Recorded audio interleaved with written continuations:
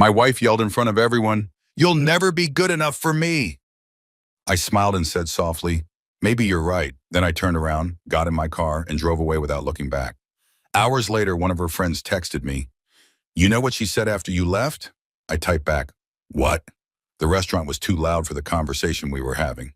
That's what I remember most, not the mahogany panels or the soft jazz playing through invisible speakers, not even the way the candlelight caught the diamonds on Rebecca's fingers as she gestured wildly. No, what I remember is thinking, this place is too loud for my marriage to end. But marriages don't end in silence, do they? They end in restaurants where everyone can hear. They end at dinner parties where your wife's voice cuts through laughter like a knife through silk. They end when you're sitting across from someone you've loved for 8 years, and she looks at you like you're a stranger who's overstayed his welcome. Are you even listening to me, Marcus? Rebecca's voice had that edge to it, the one that appeared sometime in year 6, sharpened in year 7, and became her default setting by year 8. I was listening.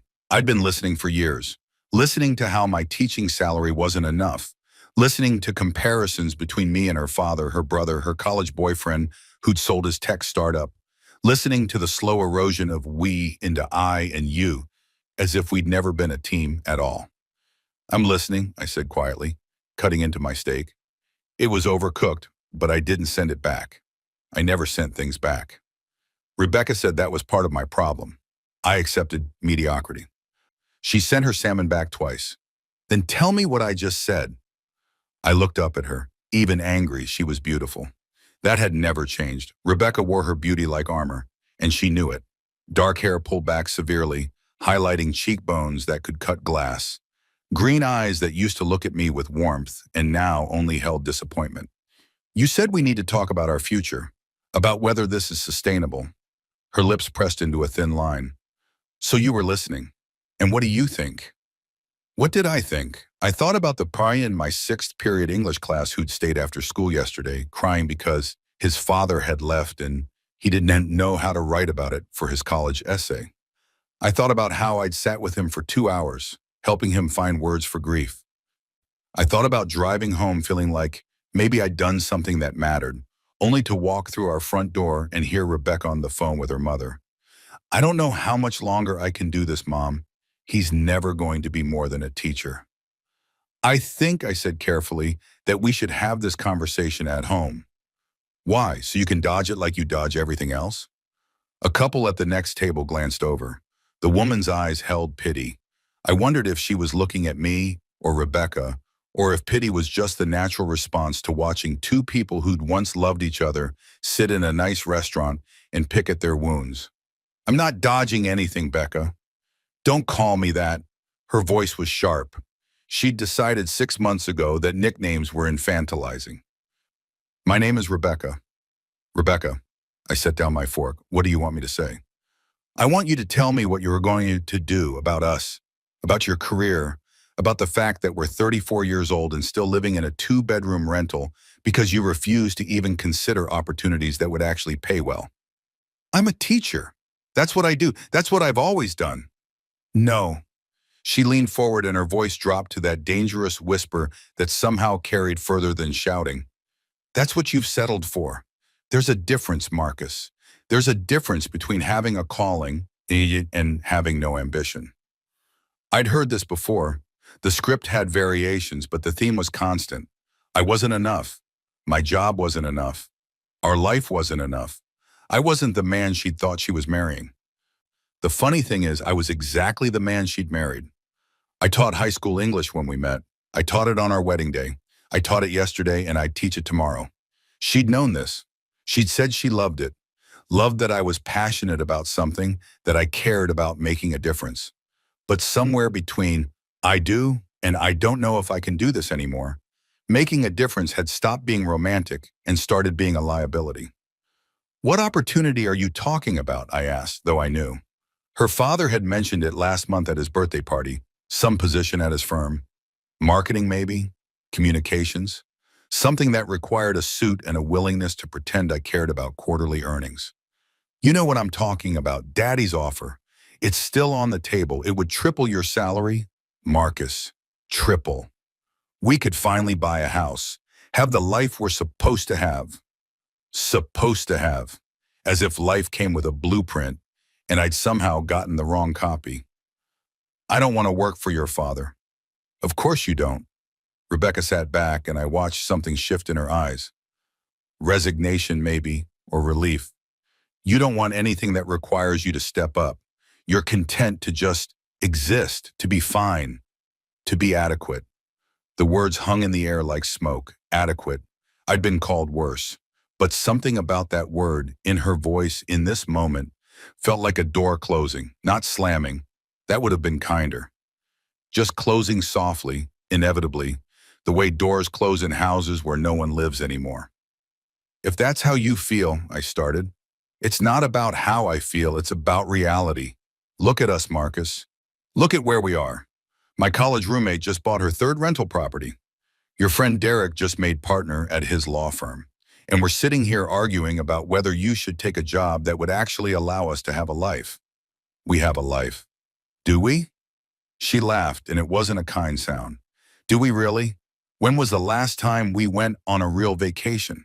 When was the last time I could go shopping without checking our account first? When was the last time you looked at me and I didn't see someone who'd given up? I haven't given up. I'm doing exactly what you always do. Yes, I know. She signaled for the waiter. I need another drink. I watched her order a martini, extra dirty, and I felt something crack inside my chest. Not my heart. That had been cracking for months, maybe years, each small disappointment adding another fissure. No, this was something else. This was the sound of me realizing that we were already over. We just hadn't signed the paperwork yet. The waiter brought her drink.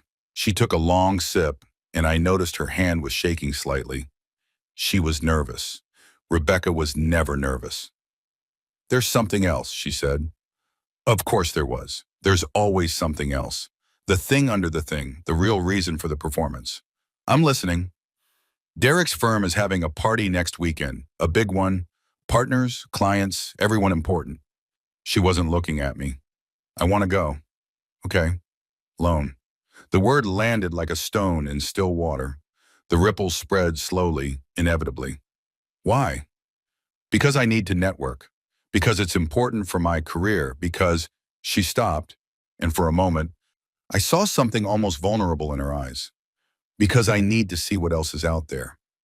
There it was, the thing under the thing. You mean, who else is out there? Don't be dramatic. I'm not being dramatic, Rebecca. You just told me you want to go to a party alone to see who else is available. That's not dramatic. That's just honest. Maybe I'm tired of not being honest. Her voice was rising. The couple next to us had given up all pretense of not listening. Maybe I'm tired of pretending this is enough, that you're enough. The restaurant wasn't loud anymore. Or maybe it was, and I just couldn't hear it over the ringing in my ears. Say that again, I said softly. You heard me? I want to hear you say it again. Clearly. She set down her glass, looked me dead in the eye, and I realized this was it, the moment. The one you can't come back from. The one where everything before becomes then, and everything after becomes now. You'll never be good enough for me, Marcus. Her voice carried across the restaurant, clear and cold. You'll never be what I need. You'll never be enough. The silence that followed was absolute. I could hear my own heartbeat, could hear the soft clink of silverware as the couple next to us stopped even pretending to eat, could hear the jazz music playing, something mournful and slow. I took a breath, then another, and I smiled. It wasn't a big smile. It wasn't cruel or sarcastic or bitter. It was just quiet, the smile of someone who'd been holding on to something for too long and finally, had permission to let go. Maybe you're right, I said softly. I stood up, reached for my wallet, put down enough cash to cover both our meals and a generous tip, because I wouldn't let anyone think I was petty. Even now, Rebecca was staring at me, and I couldn't quite read her expression. Shock? Satisfaction? Something else entirely. Marcus? Enjoy your party, I said. My voice was steady, calm. Enjoy your networking. Enjoy finding whatever it is you think is out there. I walked out of that restaurant with my head up and my hands steady, got into my 10-year-old Honda Civic, the one Rebecca had been nagging me to replace, and sat in the driver's seat for exactly 30 seconds. Then restarted the engine, put it in drive, and left. I didn't look back. Not at the restaurant, not at my phone when it started buzzing 5 minutes later, not at the life I was driving it away from. I just drove. The funny thing about endings is how quiet they can be. You expect fireworks, expect drama, expect something cinematic and grand, but sometimes endings are just one person walking out of a restaurant and another person sitting alone at a table, realizing too late that they'd wanted the wrong thing all along. My phone buzzed again and again. I ignored it. The city lights blurred past my windows. I drove without destination, just movement, putting miles between me and that moment, between me and her words, between who I'd been an hour ago and whoever I was becoming. I ended up at a 24-hour diner on the edge of town, the kind of place with cracked vinyl seats and coffee that tasted like it had been brewing since the Reagan administration. I ordered pie, cherry, because it reminded me of my grandmother, and sat in a booth by the window. My phone buzzed again. This time I looked. It wasn't Rebecca, it was Melissa. Rebecca's best friend from college. The one who'd been at our wedding, at every dinner party, at every important moment of our married life. The message was short. You know what she said after you left? I stared at the screen. My thumb hovered over the keyboard. Part of me wanted to ignore it, to delete the message, to put my phone away and eat my pie in peace. But I'd spent 8 years wondering what Rebecca said when I wasn't in the room, what she told her friends, what narrative she'd constructed about our marriage, about me, about why it wasn't working. Maybe it was time to know. I typed back, "What?" The 3 dots appeared, disappeared, appeared again. Melissa was choosing her words carefully. Finally, the message came through. And everything I thought I knew about my marriage, about the last 8 years, about the woman I'd loved and lost and was still losing, all of it shifted like sand beneath my feet. I read the message 3 times, set down my phone, picked up my fork and took a bite of pie, and I smiled again, that same quiet smile, because suddenly I understood something important. Sometimes the person who tells you that you'll never be enough is really saying that they'll never be satisfied, that the problem isn't you at all. And sometimes the greatest gift someone can give you is showing you exactly who they are, clearly and without doubt, so you finally have permission to walk away. I finished my pie, left a large tip, got back in my car, and I drove home, not to our apartment, but to the future I was already beginning to imagine. A future where I was exactly enough. The apartment felt different when I walked through the door at midnight, empty, even though all our furniture was still there. The cream-colored couch Rebecca had insisted on, "Marcus, we're adults, we need adult furniture," sat in the same spot it had occupied for 3 years. The abstract art she'd bought from a gallery opening hung on the same walls. The orchids she kept alive through sheer force of will still perched on the windowsill. Everything was the same. Everything was different. I stood in the doorway for a moment, keys still in my hand, trying to remember what it felt like to walk into this place and feel like I was home.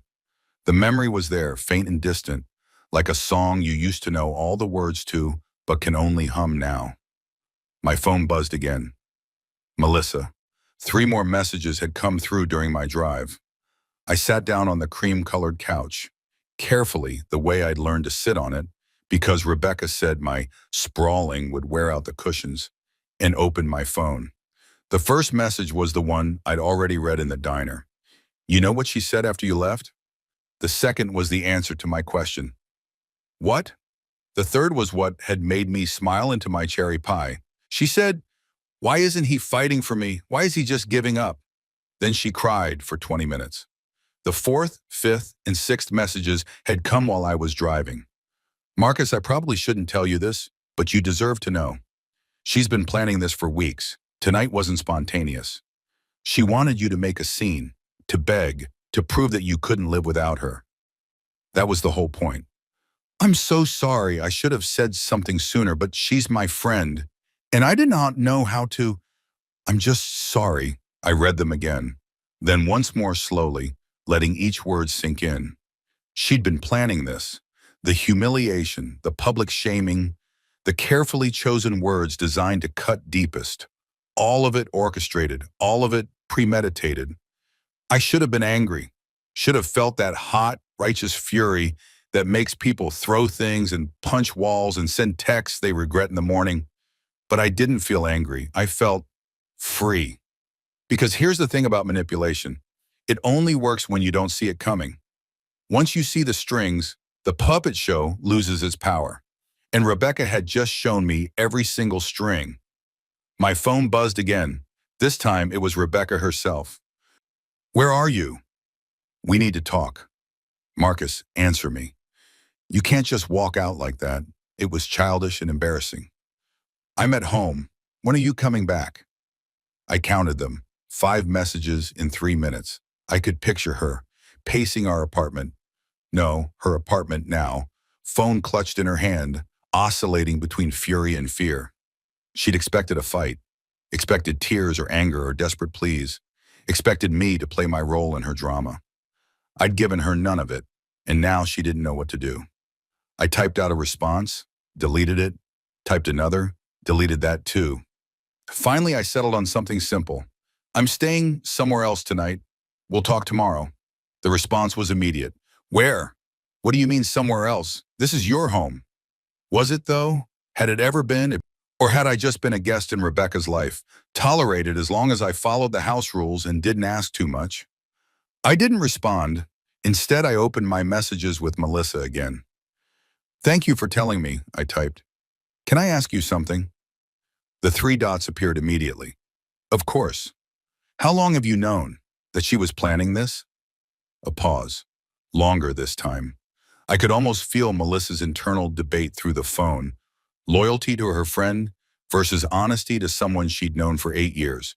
Someone who'd been nothing but kind to her. Someone who deserved the truth.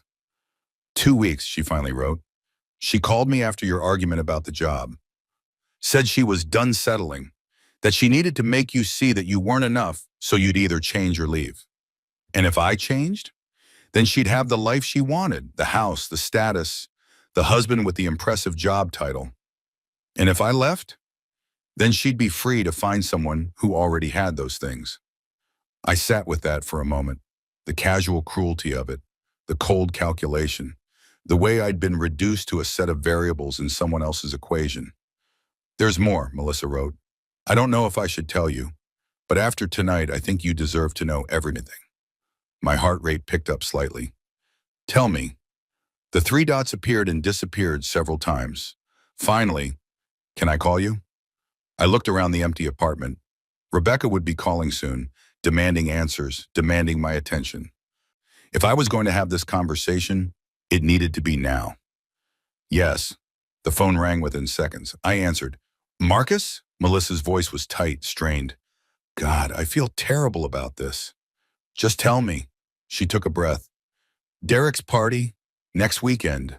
It's not just networking. Derek, my former college roommate, the one who'd made partner at his law firm, the one whose success Rebecca never tired of mentioning. What about it? She's been... Marcus, they've been talking. A lot.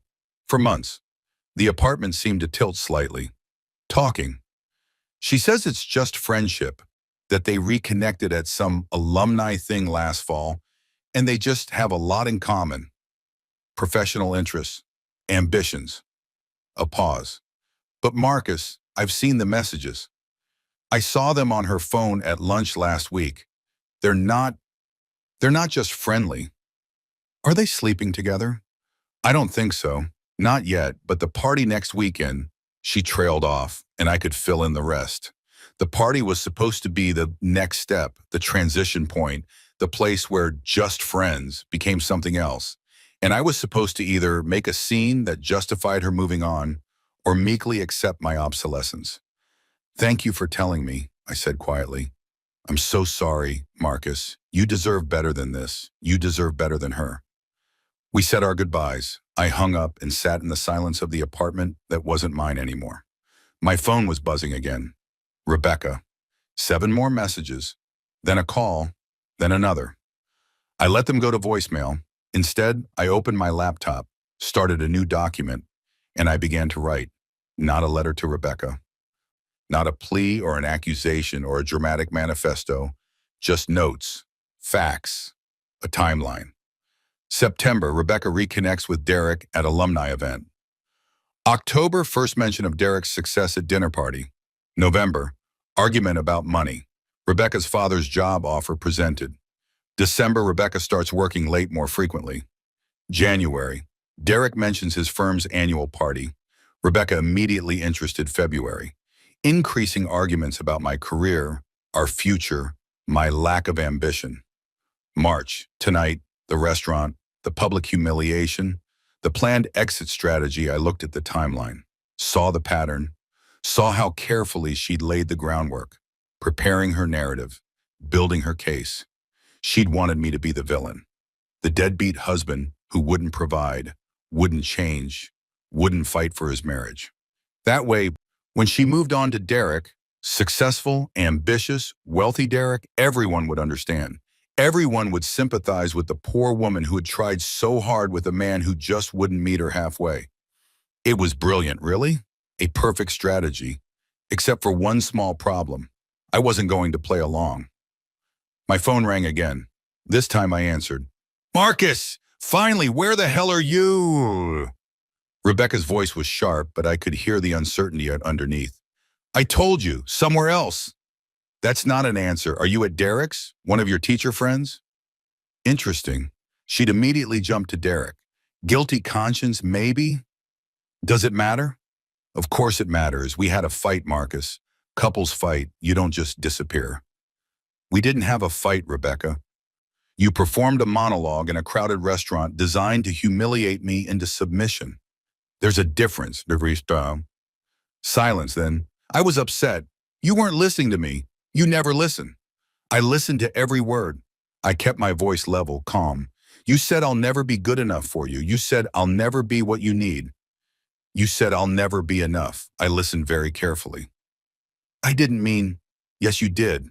And you know what? You're right. I could almost hear her recalibrating. This wasn't the script.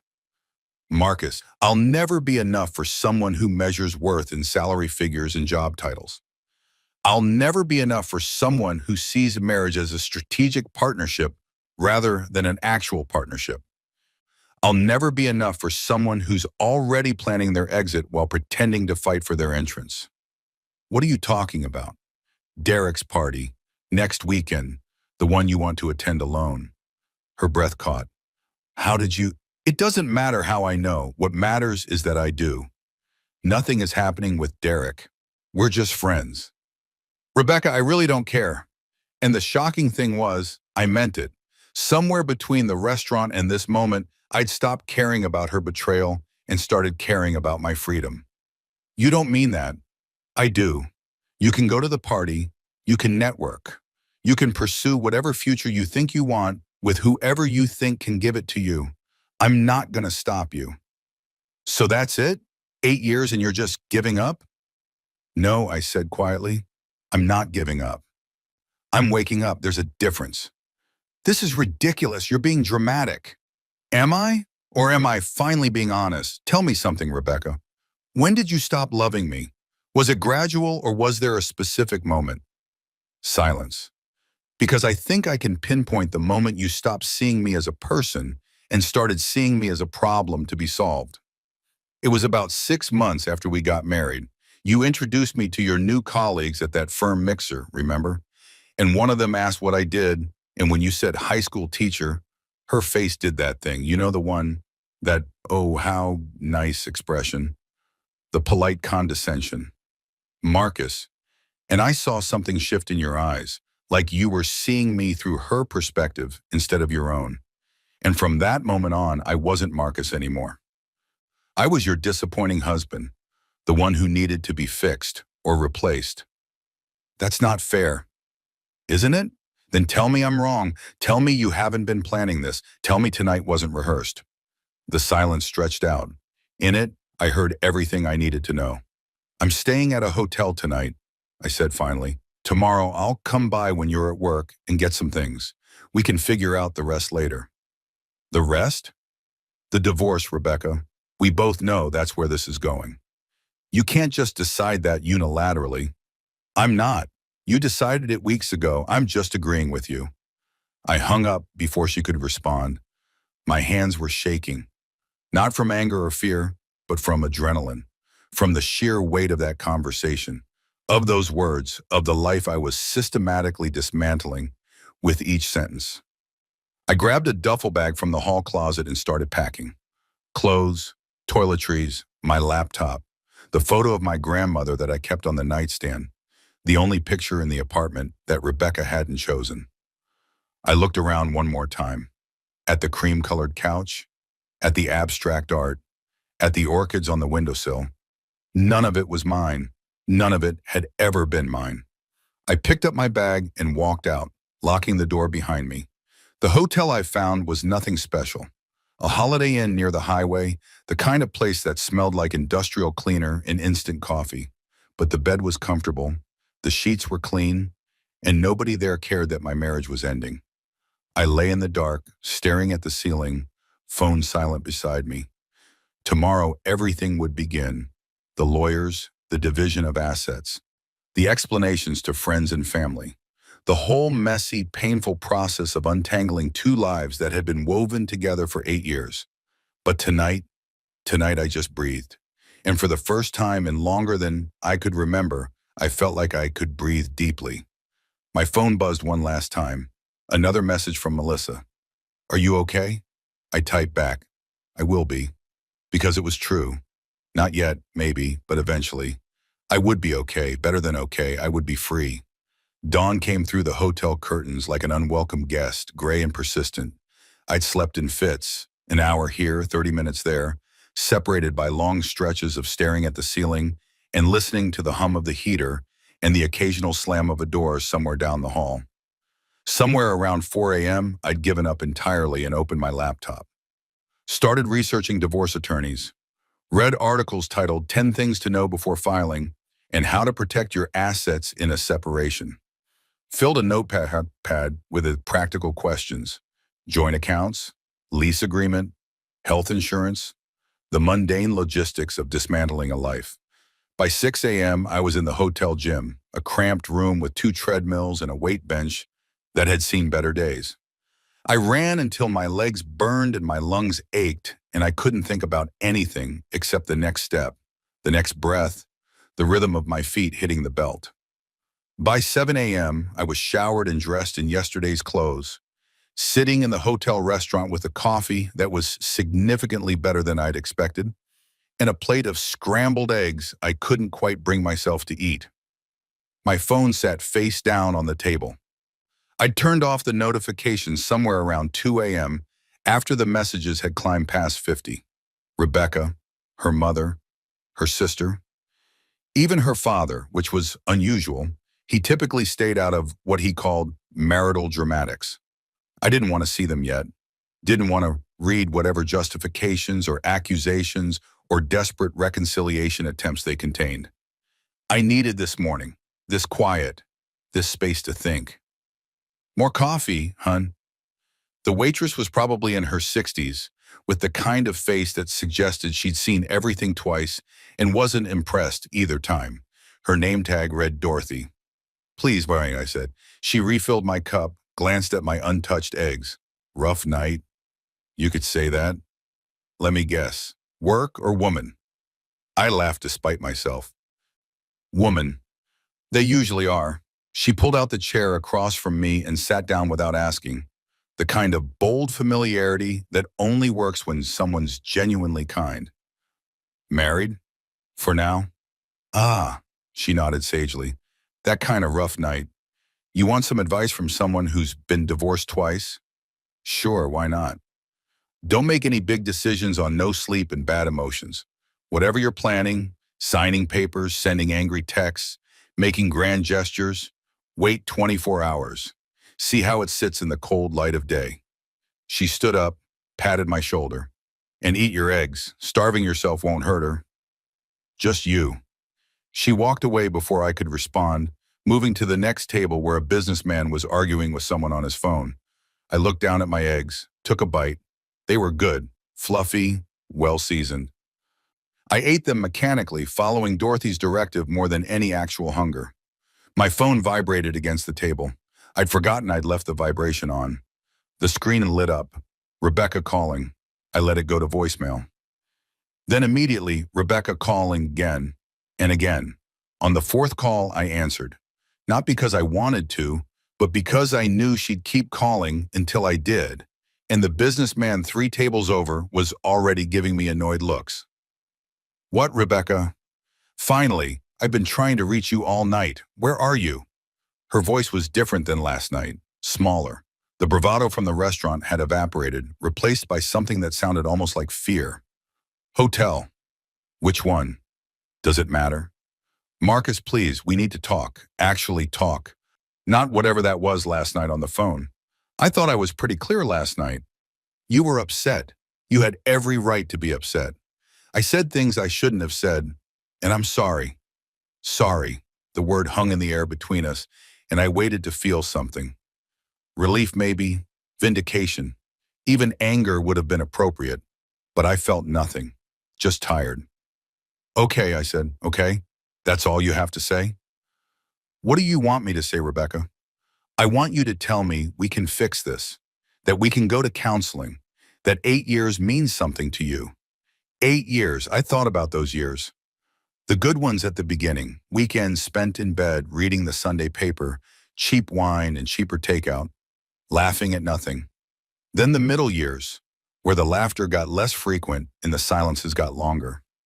And finally, these last years, where we'd become roommates with a shared history and separate futures. Did you sleep with him? I asked quietly. Silence. Rebecca, did you sleep with Derek? No. Her voice was barely a whisper. I swear to God, no, we haven't. It's not like that. But you want to. More silence, which was answer enough. I don't know, she finally said. Maybe. I'm confused, Marcus. I'm so confused. I don't know what I want anymore. I think you do know. You're just afraid to say it out loud because it makes you the villain in this story. That's not fair, isn't it? You've spent months building a narrative where I'm the problem, the inadequate husband, the man without ambition, the dead weight holding you back from the life you deserve. And maybe some of that is even true. Maybe I'm not ambitious in the ways you value. Maybe our life together isn't glamorous enough for the person you want to be. I took a breath, steadied myself. But here's the thing, Rebecca, I'm not the villain, and neither are you. We're just 2 people who wanted different things and were too stubborn or too scared to admit it until everything exploded. So that's it? We just give up? We already gave up. We've been giving up for months, maybe years. Last night was just the first time we were honest about it. I could hear her crying now, soft, muffled sounds like she was trying to hide it. Part of me wanted to comfort her. 8 years of conditioning, of being the partner who smoothed things over, who made things okay. But I couldn't do it anymore. Couldn't sacrifice my own clarity for her comfort. I need you to be honest with me, I said. Not the version of honesty where you tell me what you think I want to hear. Real honesty. Can you do that? I'll try. If I took your father's job, if I became the person you want me to be, would you be happy? She didn't answer right away, and I respected her for that. She was actually thinking about it instead of reflexively saying yes. I don't know, she finally admitted. Maybe for a while, but Marcus, I don't think the job is really the issue. Then what is? I think, she took a shaky breath, I think I'm not in love with you anymore. And I don't know if that's because of who you are or who I've become, or just time, people change, want different things. There it was, the truth under all the other truths, clean and sharp and final. Thank you, I said. For what? For saying it, for not making me drag it out of you. So what happens now? Now we figure out how to separate our lives with as much dignity as we can manage.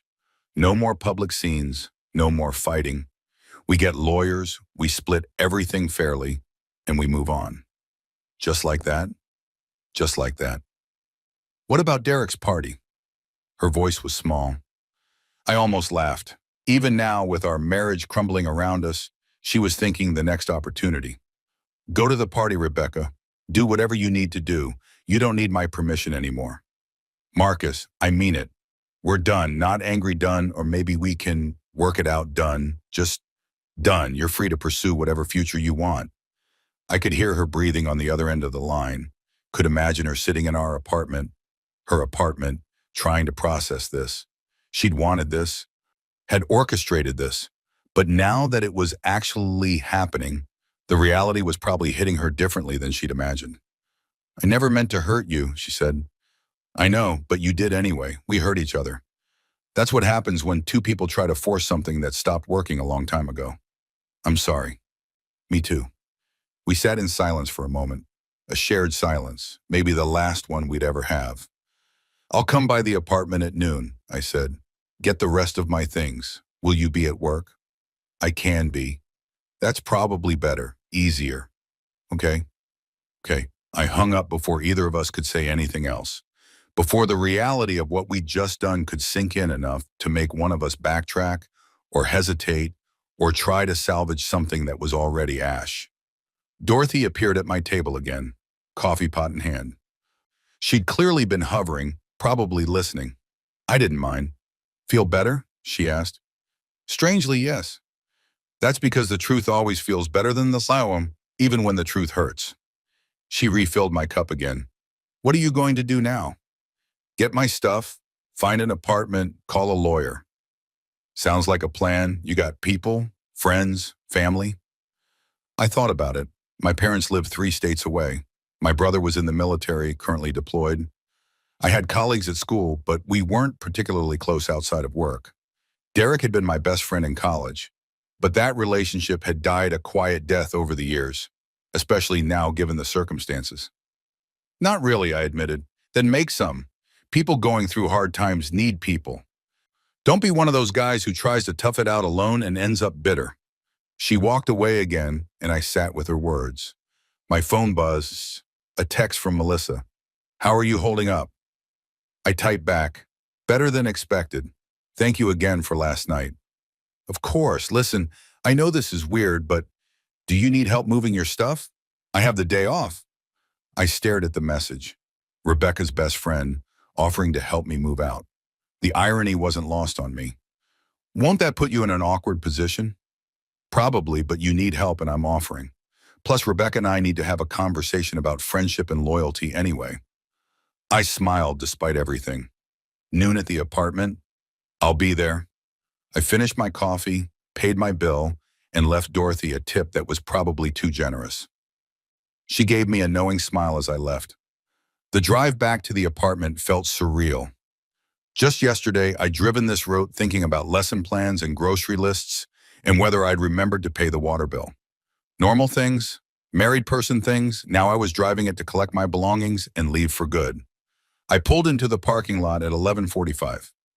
Gave myself 15 minutes to sit in the car and steel myself. The apartment building looked the same. Red brick, green shutters, the magnolia tree in front that bloomed every spring. I'd lived here for 3 years.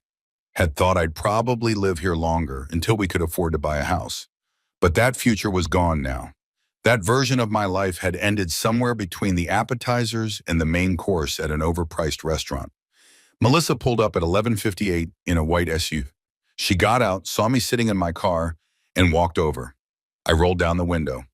You ready? She asked. No, but let's do it anyway. She smiled. That's the spirit. Come on, let's get you out of here. We walked up to the apartment together. I used my key, still had my key, and opened the door. Rebecca had kept her word. She wasn't there. But evidence of her was everywhere. The coffee cup on the counter with lipstick on the rim, her blazer draped over the back of a chair, the scent of her perfume still hanging in the air. Where do we start? Melissa asked. Bedroom, I guess. Clothes first. We worked in silence for a while, moving through the apartment like archaeologists excavating a site. I took my clothes, my books, my few personal items, left the furniture. Most of it had been Rebecca's choice anyway. Left the art, the decorations. the orchids, took only what was undeniably mine. It was shocking how little there was. 8 years of marriage and my entire life fit into 6 boxes and 2 suitcases. Is that everything? Melissa asked, looking at the small pile by the door. Yeah, I travel light, apparently. She looked at me with something like pity. Marcus, you can take more. You lived here too. You have a right to. I don't want more. I just want out. We loaded everything into my car. It took 2 trips. Melissa helped without comment, without judgment, just steady presence. When we were done, we stood in the parking lot, both of us slightly out of breath. Where are you going to go? She asked. Extended stay hotel for now, until I find an apartment. You can't live in a hotel. It's temporary. She pulled out her phone, typed something. My brother has a rental property, a small house. The last tenant just moved out. It's not fancy, but it's furnished and available. Want me to call him? Melissa, you don't have to. I know I don't have to. I want to. Let me help. She made the call before I could argue, talked to her brother, whose name I learned was James, and explained the situation with admirable brevity. Friend going through a divorce, needs a place. Trustworthy. She hung up and smiled. He says you can see it today. And if you want it, you can move in tomorrow. First month is on me.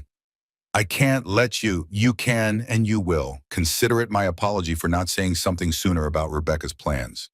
You didn't owe me, Marcus. She put her hand on my arm. Let someone help you. For once in your life, let someone help. I looked at this woman, my wife's best friend, someone I'd known for years but never really knew, and felt something crack open in my chest. Gratitude, maybe? Or just the relief of not having to carry everything alone. Okay, I said, thank you. Don't mention it. She checked her watch. James can meet us there in an hour. You want to grab lunch first? You look like you haven't eaten anything except hotel eggs. How did you? You have that hotel breakfast parlor. Come on, I know a place. We ended up at a small Vietnamese restaurant I'd never noticed before, tucked into a strip mall between a dry cleaner and a dental office. The pho was incredible, rich and complex, and exactly what I needed. So, Melissa said, wrapping noodles around her chopsticks with practiced ease, what's your plan? I don't have one. Is that okay? Can I just not have a plan for a minute? Absolutely, but eventually I'll figure it out. Find a place, file papers, keep teaching, keep breathing, one day at a time. She nodded. For what it's worth, I think you're doing the right thing. Ending my marriage? Choosing yourself. There's a difference. We ate in comfortable silence for a while. Then she said, can I ask you something? And you can tell me to mind my own business. Okay. Did you ever love her? Rebecca, I mean, really love her? I thought about it, really thought about it. Yeah, I said finally, I did. The woman I married, or the woman I thought I was marrying, I loved her completely. She was passionate and brilliant and had this way of making me feel like I was part of something bigger than myself. What changed? I'm not sure anything changed. I think maybe we were both in love with ideas of each other instead of the actual people we were. And when reality didn't match the fantasy, it all fell apart. Melissa nodded slowly. That makes sense. For what it's worth, I think she loved you too. The version of you she wanted you to be. That's not really love though, is it? No, I guess it's not. We finished our meal. Melissa insisted on paying. Then we drove in separate cars to see the house. It was small, a 2-bedroom bungalow in an older neighborhood, with a front porch and a yard that needed mowing. The paint was a little faded. The roof probably needed replacing in a year or two. It was perfect. James met us there, a tall guy in his 30s with an easy smile and a firm handshake. He showed me around, pointing out the quirks. The bathroom sink that drained slowly, the bedroom window that stuck sometimes, the garage door that required a specific angle to close properly. I know it's not much, he said apologetically. It's exactly what I need, I told him honestly. We shook hands. He handed me the keys, said I could move in tomorrow, first and last month's rent. Standard lease. Melissa hugged me in the driveway. You're going to be okay, she said. I know. And the strange thing was, I believed it. I drove back to the hotel as the sun started setting. Unpacked nothing, I just have to repack it tomorrow. Instead, I sat on the bed with my laptop and started making lists. Things I needed, furniture, kitchen supplies, a new routine. Things I wanted, peace, space to think, maybe eventually a life that felt like mine. Things I was leaving behind, a marriage that never quite worked, a apartment that never quite felt like home, a version of myself that I'd outgrown somewhere along the way. My phone buzzed, a text from Rebecca. Did you get everything you needed? Yes, thank you for giving me space. Of course, Marcus. For what it's worth, I hope you find what you're looking for. I stared at the message for a long time, then typed back, you too. Because I meant it. Despite everything, the hurt, the betrayal, the public humiliation, I genuinely hope she found whatever it was she thought would make her happy. I just knew now that it wasn't me. And more importantly, she wasn't it for me either. I fell asleep that night easier than I had in months. No tossing, no turning, no lying awake listening to Rebecca breathe beside me and feeling like a stranger in my own bed. Just sleep, deep and dreamless and full of possibility.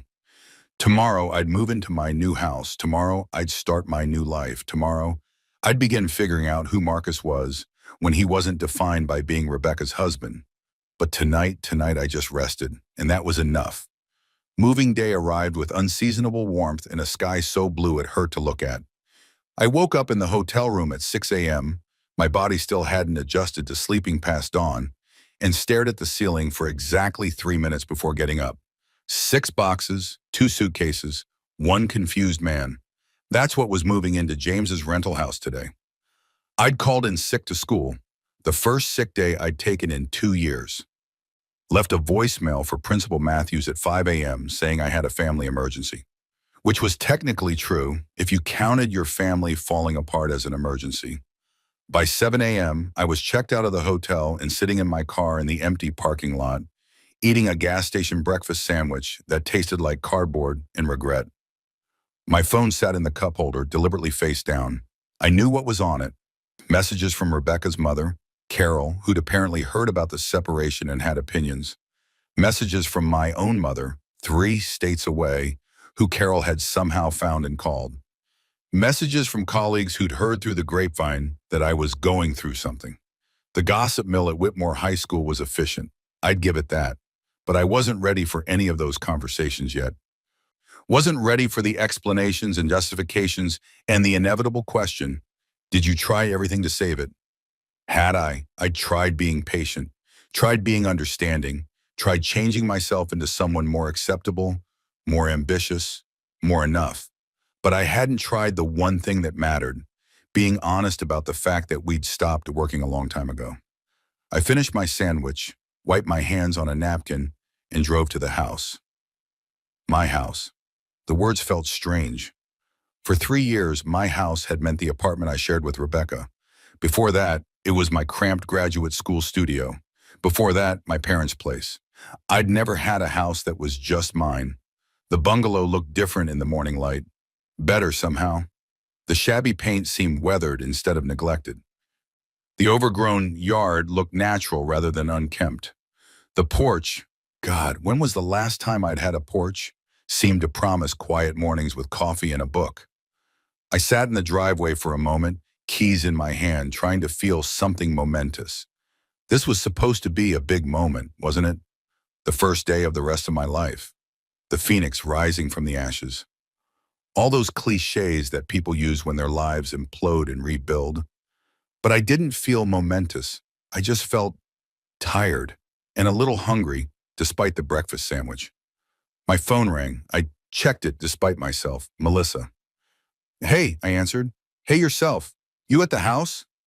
Just pulled up. Don't unload anything yet. I'm 5 minutes away and I brought reinforcements. Melissa, you don't have to. Save it. 5 minutes. She hung up before I could argue. True to her word, she pulled up exactly 5 minutes later in her white SUV, but she wasn't alone. She was followed by a U-Haul truck that looked comically large for my meager possessions. The truck parked, and out climbed a guy about my age, tall, built like he actually used his gym membership, with kind eyes and an easy smile. Marcus, this is my brother James, Melissa said. James, Marcus. We met yesterday, I said, shaking his hand again. I know, but now we're officially meeting as landlord and tenant. He grinned. Plus, Melissa guilted me into helping you move. Something about you being pathetically alone and needing male bonding or whatever. I didn't say pathetically, Melissa protested. You implied it heavily. Despite everything, I laughed. I appreciate it, though I should warn you, this is possibly the easiest move in history. I have 6 boxes. 6? James looked skeptical. 6 boxes total? Total. Man, he shook his head. That's either very minimalist or very sad. Bit of both, probably. Well, good news is the truck has more than boxes. Melissa walked to the back of the U-Haul and opened it with a flourish. Surprise! Inside was furniture. A lot of furniture. A couch, not cream-colored, but a deep gray that looked actually comfortable. A coffee table, a dresser, a bed frame, kitchen supplies, lamps, even a small dining table with 2 chairs. Melissa, I can't. It's not charity. It's all stuff from James's storage unit. Previous tenants left some, James upgraded his own place, and some is from our parents' house that we were going to donate anyway. You'd actually be doing us a favor by taking it. She's right, James confirmed. I've been paying storage fees on this crap for 2 years. You'd save me money.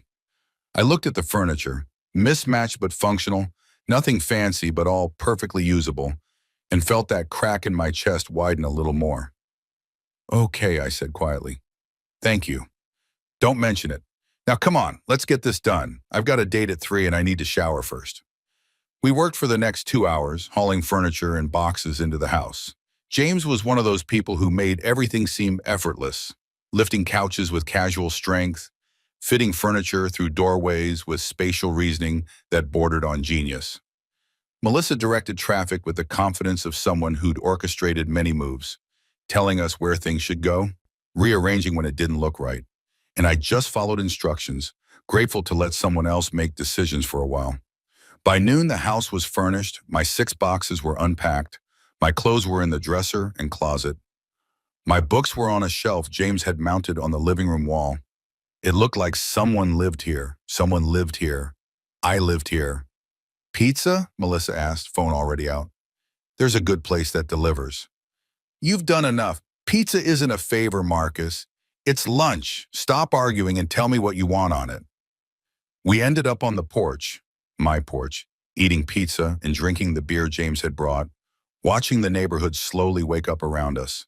A couple walking their dog, kids riding bikes, an old man watering his lawn with the dedication of someone who took his grass very seriously. Normal life, continuing around me like my personal apocalypse hadn't even registered. So, James said, finishing his second slice, Melissa told me you're a teacher? High school English. Man, I could never do that. Teenagers are terrifying. They're not so bad. Most of them just want to be seen. That's very philosophical. He grinned. You one of those inspiring teacher types? Stand on desks and recite poetry? God, no. I'm more the let's actually discuss the book instead of just taking a quiz type. Sounds better than my high school experience. We watched a lot of movies in English class. Melissa rolled her eyes. Because you went to a terrible school. True, but hey, I can quote entire scenes from the 1996 Romeo and Juliet movie, so who's the real winner here? They bickered good-naturedly, and I sat back and just existed. Did not have to perform or explain or justify.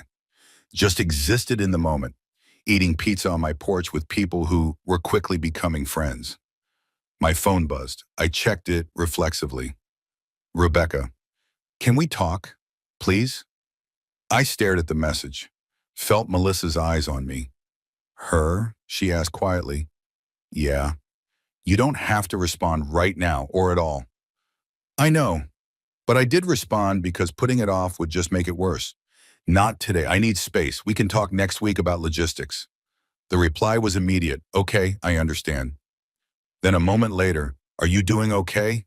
I almost laughed. Was I doing okay? I was sitting on a porch I couldn't afford a week ago, eating pizza with my ex-wife's best friend and her brother, having just moved out of the home I'd shared with my wife of 8 years. Was I okay? I think so, I typed back.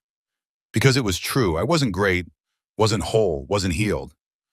But I was okay. I was breathing and moving forward, and that was enough for now. I'm glad. I pocketed my phone and looked at Melissa and James, who were politely pretending they hadn't been watching me. Sorry, I said, don't be. Melissa handed me another slice of pizza. Divorce is messy. No way around it. We're not divorced yet, just separated. Semantics. The hard part is the same either way. James stood up, stretched. I should head out. Gotta make myself pretty for this date. You're already pretty, Melissa teased. I know, but there's pretty and then there's James, level, pretty. It's a process. He turned to me, stuck out his hand. Welcome to the neighborhood, man. And listen, I know we just met and this is gonna sound weird, but if you need anything, and I mean anything, just call. Melissa would kill me if I didn't take care of you. I would, she confirmed cheerfully. I shook his hand. Thank you. Really. After he left, Melissa and I sat in silence for a while, watching the clouds drift across that impossible blue sky. Can I ask you something? I said eventually. Sure. Why are you doing this? Helping me, I mean. Rebecca is your best friend. This puts you in an awkward position. She was quiet for a moment, choosing her words carefully. Rebecca and I have been friends since college, 14 years. And for most of that time, she's been a good friend. Supportive, funny, loyal. She paused. But the last couple years, I've watched her change, become someone I don't fully recognize. Someone who measures worth in zeros on a paycheck and status at dinner parties. People change. They do, but that doesn't mean I have to like what she's becoming. And more importantly, I don't have to enable it. She looked at me directly. What she did to you, the public humiliation, the calculated cruelty, that's not okay. Friend or not, I can't pretend it is. She's going to be angry when she finds out you helped me. Probably, but that's a consequence I'm willing to live with. Besides, she smiled slightly, I think maybe our friendship has been dying for a while too. I just didn't want to admit it. I'm sorry.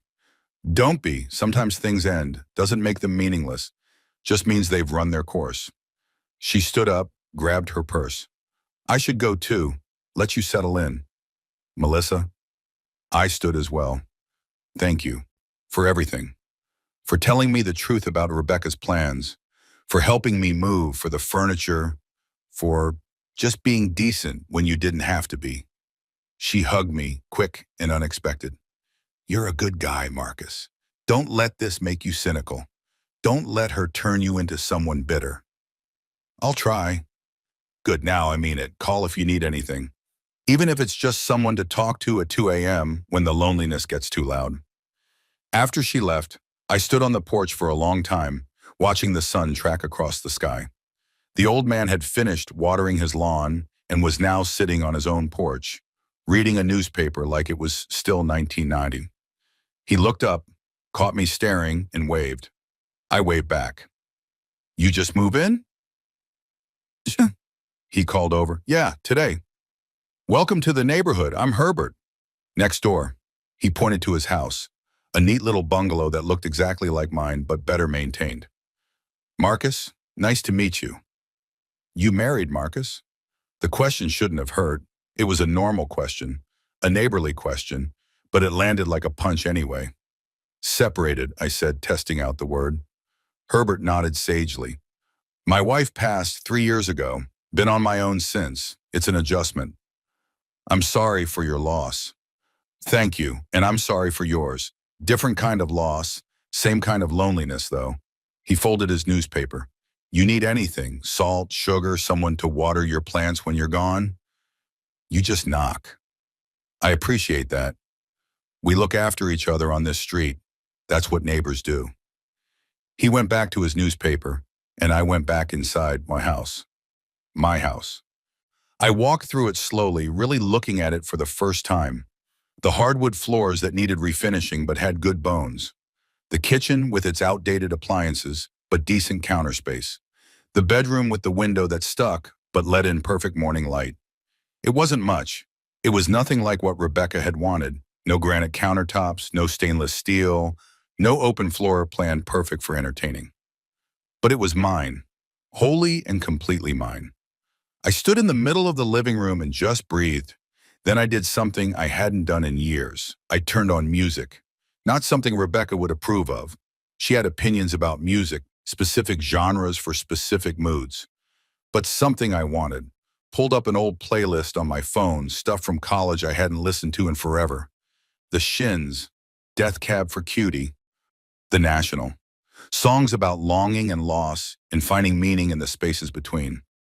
I turned it up loud, danced badly in my living room, sang along to lyrics I'd forgotten I knew.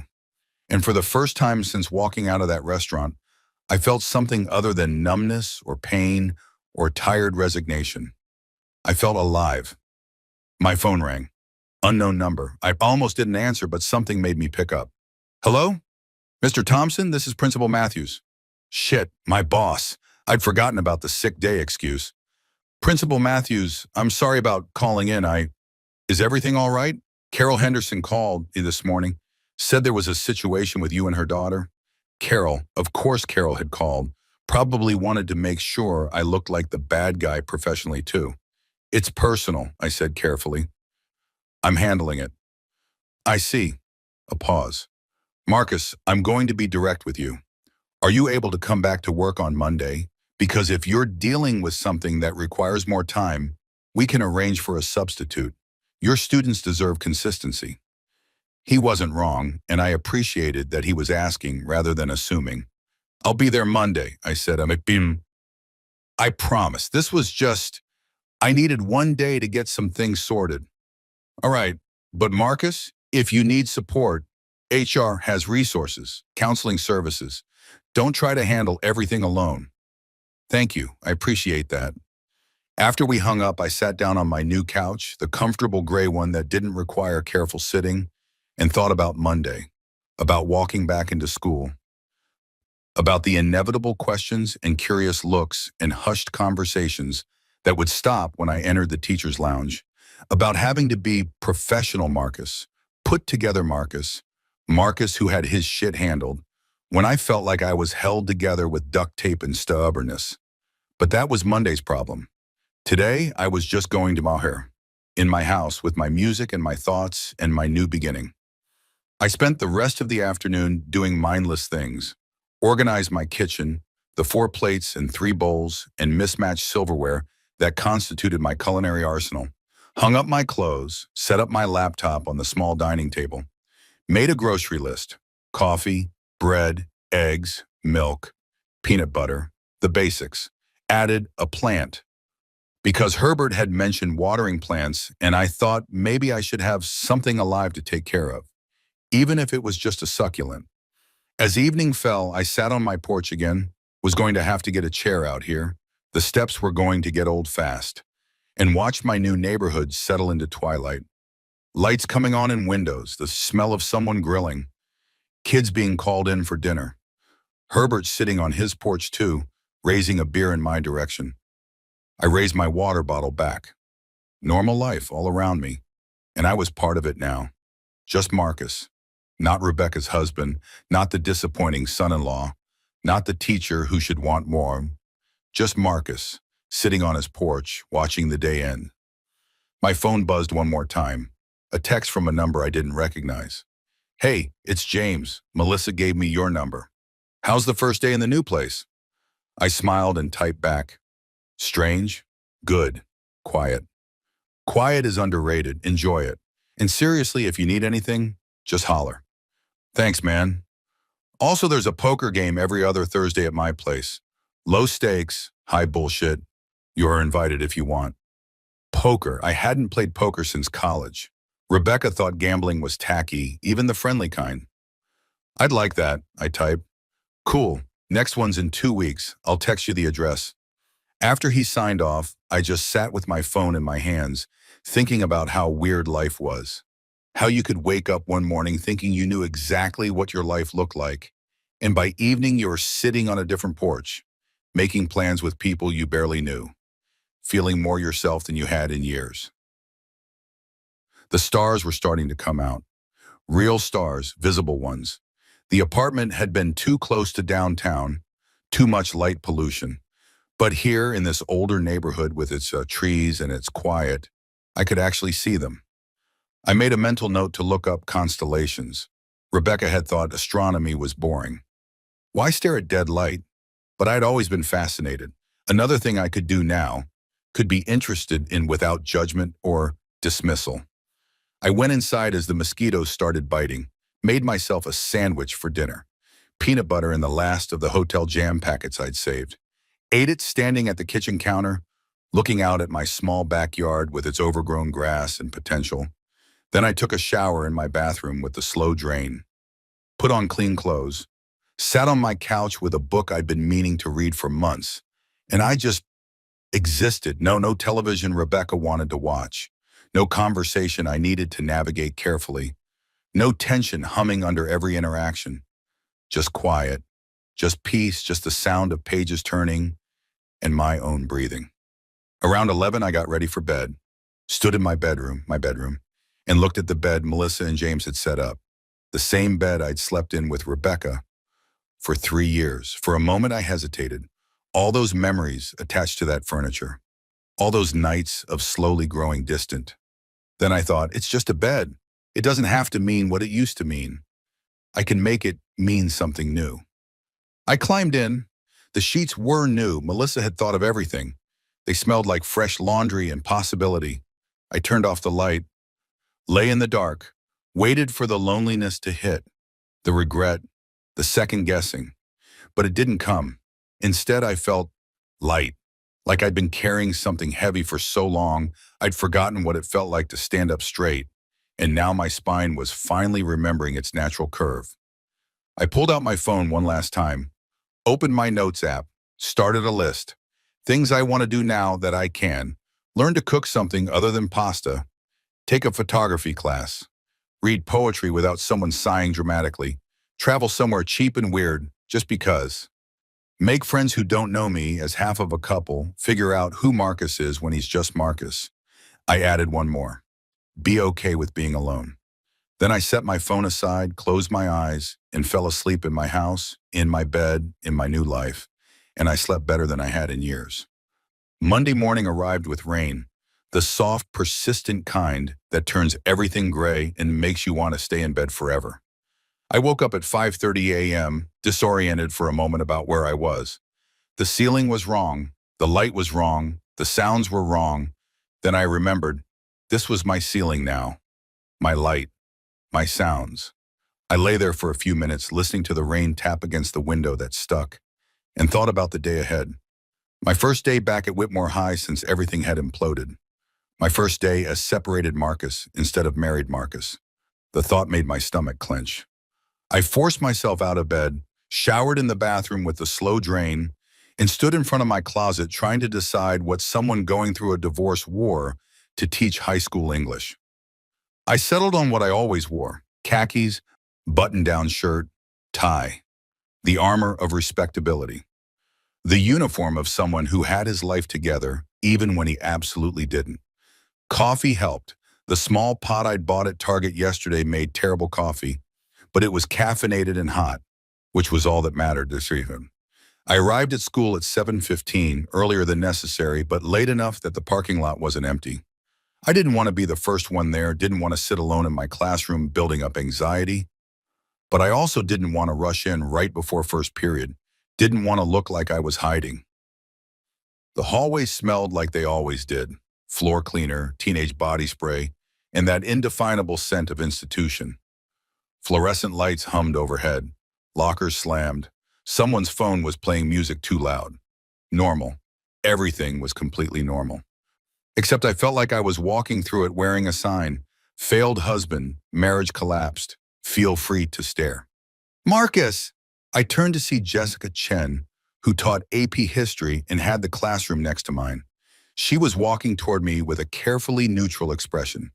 The face people make when they've heard something but don't want to seem like they've heard something. Hey, Jess. How are you? The emphasis on R told me she knew. Of course she knew. Carol had called Principal Matthews. Rebecca had probably told her mother everything. Her mother had probably told half the school board. The school board members had kids at Whitmore.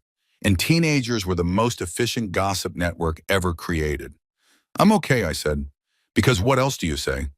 Listen, if you need anything, someone to vent to, someone to grab coffee with, whatever, I'm here. She touched my arm briefly. No judgment, no questions you don't want to answer. Thanks, Jess. I appreciate that. Mean it. And Marcus? She lowered her voice. Don't let the gossip get to you. People will talk for a week, maybe two, then something else will happen and they'll forget all about it. That's comforting, I think. She smiled. It's supposed to be.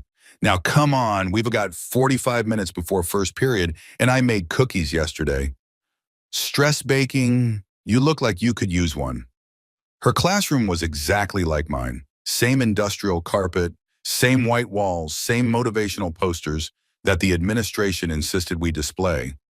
But she'd made it warm somehow, with plants on the windowsill and student artwork covering every available surface. The cookies were chocolate chip. They were perfect. So, she said, pouring us both coffee from her personal machine, which was significantly better than the sludge in the teacher's lounge.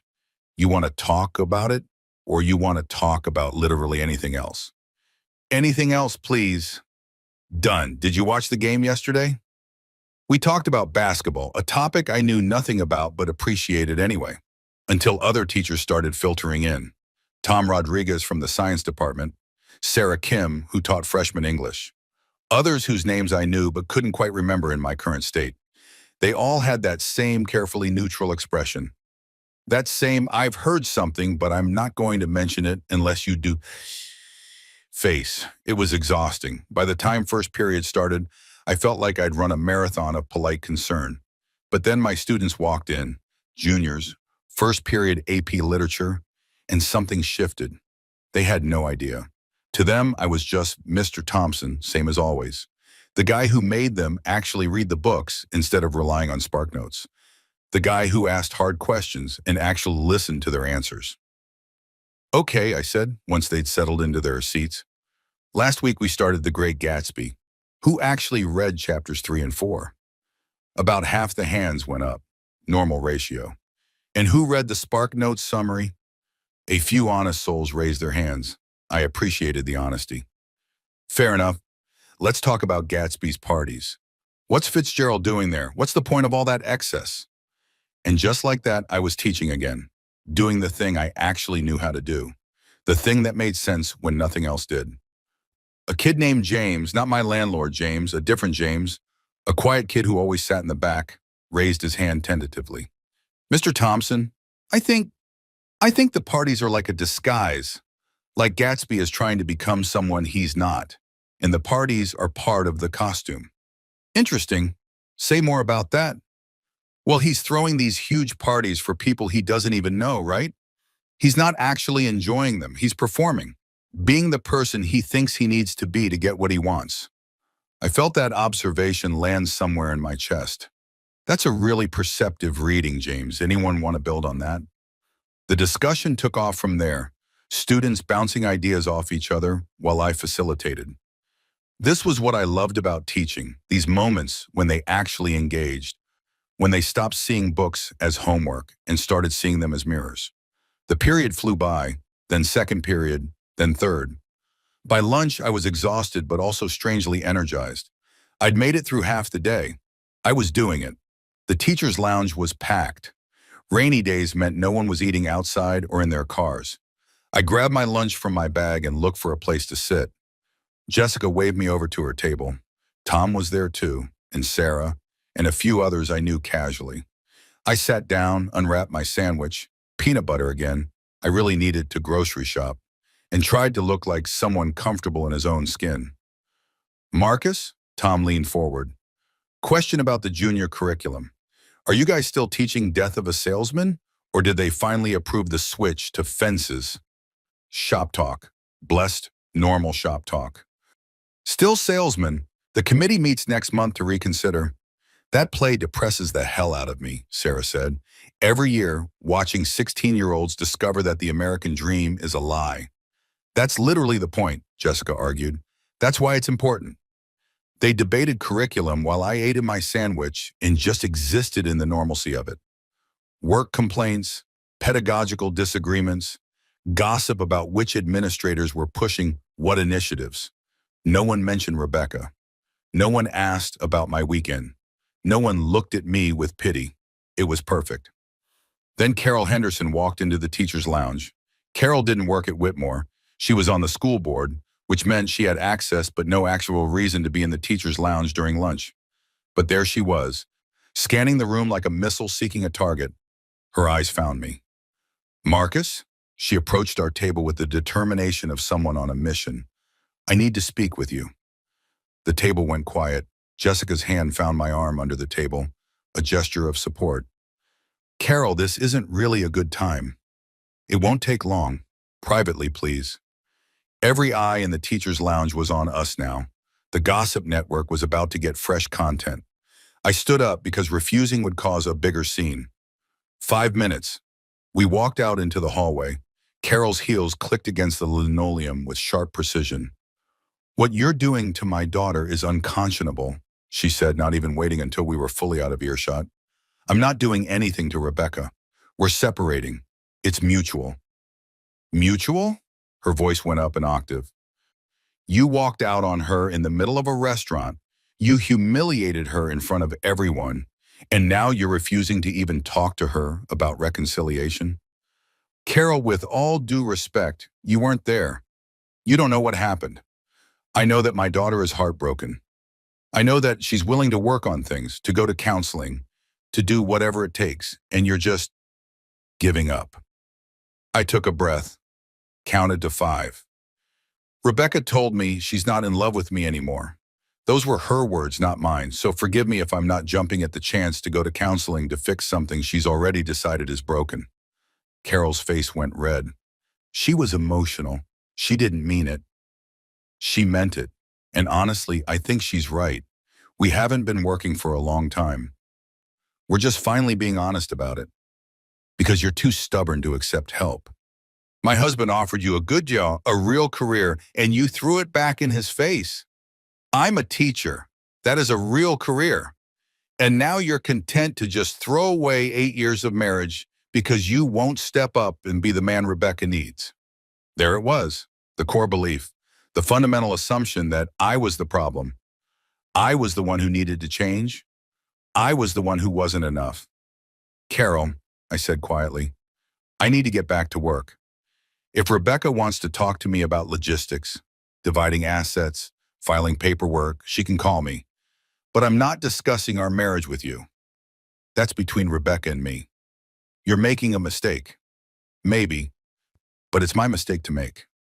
I walked back into the teacher's lounge before she could say anything else. My hands were shaking slightly, adrenaline and anger, and something else I couldn't quite name. The table had witnessed the whole thing through the window. Nobody said anything as I sat down, which I appreciated. Jessica squeezed my arm again. Tom offered me half his sandwich. Small kindnesses. They mattered more than I could express.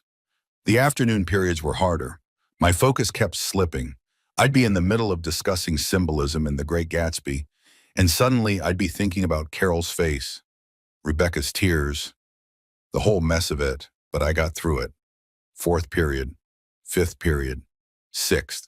By 3:30, I was back in my car, rain still falling, exhausted in a way that had nothing to do with teaching. My phone had 17 messages. I scrolled through them at red lights.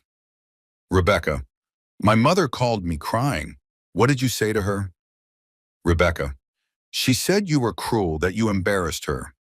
Rebecca, Marcus, please, can we just talk, actually talk? Melissa, heard Carol ambushed you at school. You okay? James, my sister told me what happened. Want to grab a beer later? My mother, honey, Carol called me. She's very upset. What's going on? My brother, Mom says you're getting divorced. Call me when you can. And several from numbers I didn't recognize. Probably other family members who'd heard through the grapevine and felt compelled to reach out. I didn't respond to any of them. Just drove home through the rain. Home. The word still felt strange, but also increasingly right. I pulled into my driveway and just sat there for a moment, watching the rain streak down my windshield, trying to summon the energy to go inside. A knock on my window made me jump. Herbert, standing in the rain with an umbrella, looking concerned. I rolled down the window. Hey, Herbert. You look like you were gathering strength to move. Figured I'd check you're all right. Long day. Those exist. Listen, I made too much chili. Happens when you're cooking for one. Muscle memory from cooking for two. You want some? Save me from eating it all week. I almost said no. Almost said I was fine, I'd figure out dinner. I didn't want to impose. But something in Herbert's face, a kind understanding, a recognition of loneliness, made me say yes instead.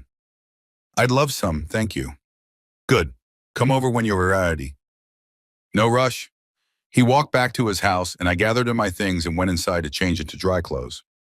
20 minutes later, I was sitting in Herbert's kitchen, which looked exactly like mine, but immaculately maintained, eating the best chili I'd had in years. My wife's recipe, Herbert said. She was the cook, I was the dishwasher, but I learned a few things before she passed. It's excellent. Thank you. So, bad day at work or bad day in general? I found myself telling him about Carol's ambush, about the carefully neutral faces in the teacher's lounge, about feeling like I was performing normalcy when I felt anything but normal. Herbert listened without interrupting, occasionally nodding, occasionally refilling my bowl. People don't know what to do with divorce, he said when I finished. They want to help, but they don't know how. So they either say too much or too little. Get too involved or not involved enough. It's awkward for everyone. How did you handle it when your wife died? Poorly at first. He smiled slightly. I was angry at her for leaving, at God for taking her, at myself for all the things I didn't say when I had the chance. Then I was just jealous you see him for a long time. What changed? Nothing changed. I just learned to live with it. The sadness became part of the landscape instead of the whole view. He looked at me directly. Your situation is different. She's still alive, you chose this, but the loneliness is probably similar. That sense of being unmoored. Yeah, that's exactly it. It gets better, not all at once, not in a straight line, but it does get better. You learn to be alone without being lonely. Learn to enjoy your own company. Learn that you're enough, just as you are. We talked for another hour about his wife, Margaret, who taught piano lessons and made the best apple pie, about my students and their sometimes profound observations, about the neighborhood and its characters, the family 3 houses down with the 7 kids, the guy across the street who collected vintage motorcycles, the woman on the corner who put up elaborate holiday decorations for every occasion. Normal conversation, the kind you have with a friend, not a therapist or a concerned colleague. When I finally left, rain still falling, belly full of chili, and head full of Herbert's quiet wisdom, I felt lighter. Back in my house, I changed into comfortable clothes and sat on my couch with my laptop. Opened my email, which I'd been avoiding. Most of it was school-related. A few were from concerned friends, but one stood out, from an address I didn't recognize. Subject line, hello from an old friend. I opened it. Marcus, you probably don't remember me, but we had contemporary American Lit together senior year. You were the guy who actually read all of Pynchon and tried to convince me it was worth it. You failed, but I appreciated the effort. I heard through the grapevine that you're teaching at Whitmore now. I'm a guidance counselor at Jefferson High across town. We're looking for someone to lead a creative writing workshop for at-risk students. After school, twice a week, paid stipend. I immediately thought of you. Remember how you used to run that writing group in college? How you'd stay up until 3 a.m. giving feedback on people's terrible poetry, mine included. Anyway, if you're interested, let me know. No pressure. Just thought I'd reach out. Best, David Chen. I stared at the email for a long time. David Chen. I did remember him. Quiet guy, brilliant writer, always slightly amused by everything. A creative writing workshop.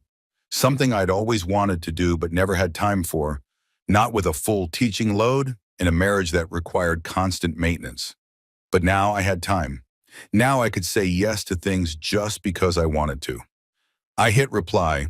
David, I absolutely remember you and your terrible poetry. I'd love to hear more about the workshop. Coffee this week? His response came back within minutes. Thursday after school? I know a place. Perfect. See you then. I closed my laptop and looked around my living room, at the mismatched furniture that was becoming familiar, at the books on the shelf, at the window with rain streaming down it. This was my life now, my actual life, not the life I thought I'd have, not the life Rebecca had wanted us to have, just mine. And maybe that was enough. My phone buzzed. Rebecca again. Please, Marcus, just give me 10 minutes. That's all I'm asking. I looked at the message for a long time, thought about Herbert's words, about David's email, about Jessica's cookies and James's beer offer, and all the small kindnesses that had gotten me through this day. Then I typed back, okay, 10 minutes. Tomorrow evening, or PM, at the coffee shop on Main. The public one, not our place. Because I'd give her 10 minutes. I'd give her that much.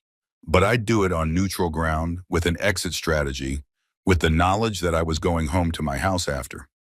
Not to save the marriage, not to reconcile.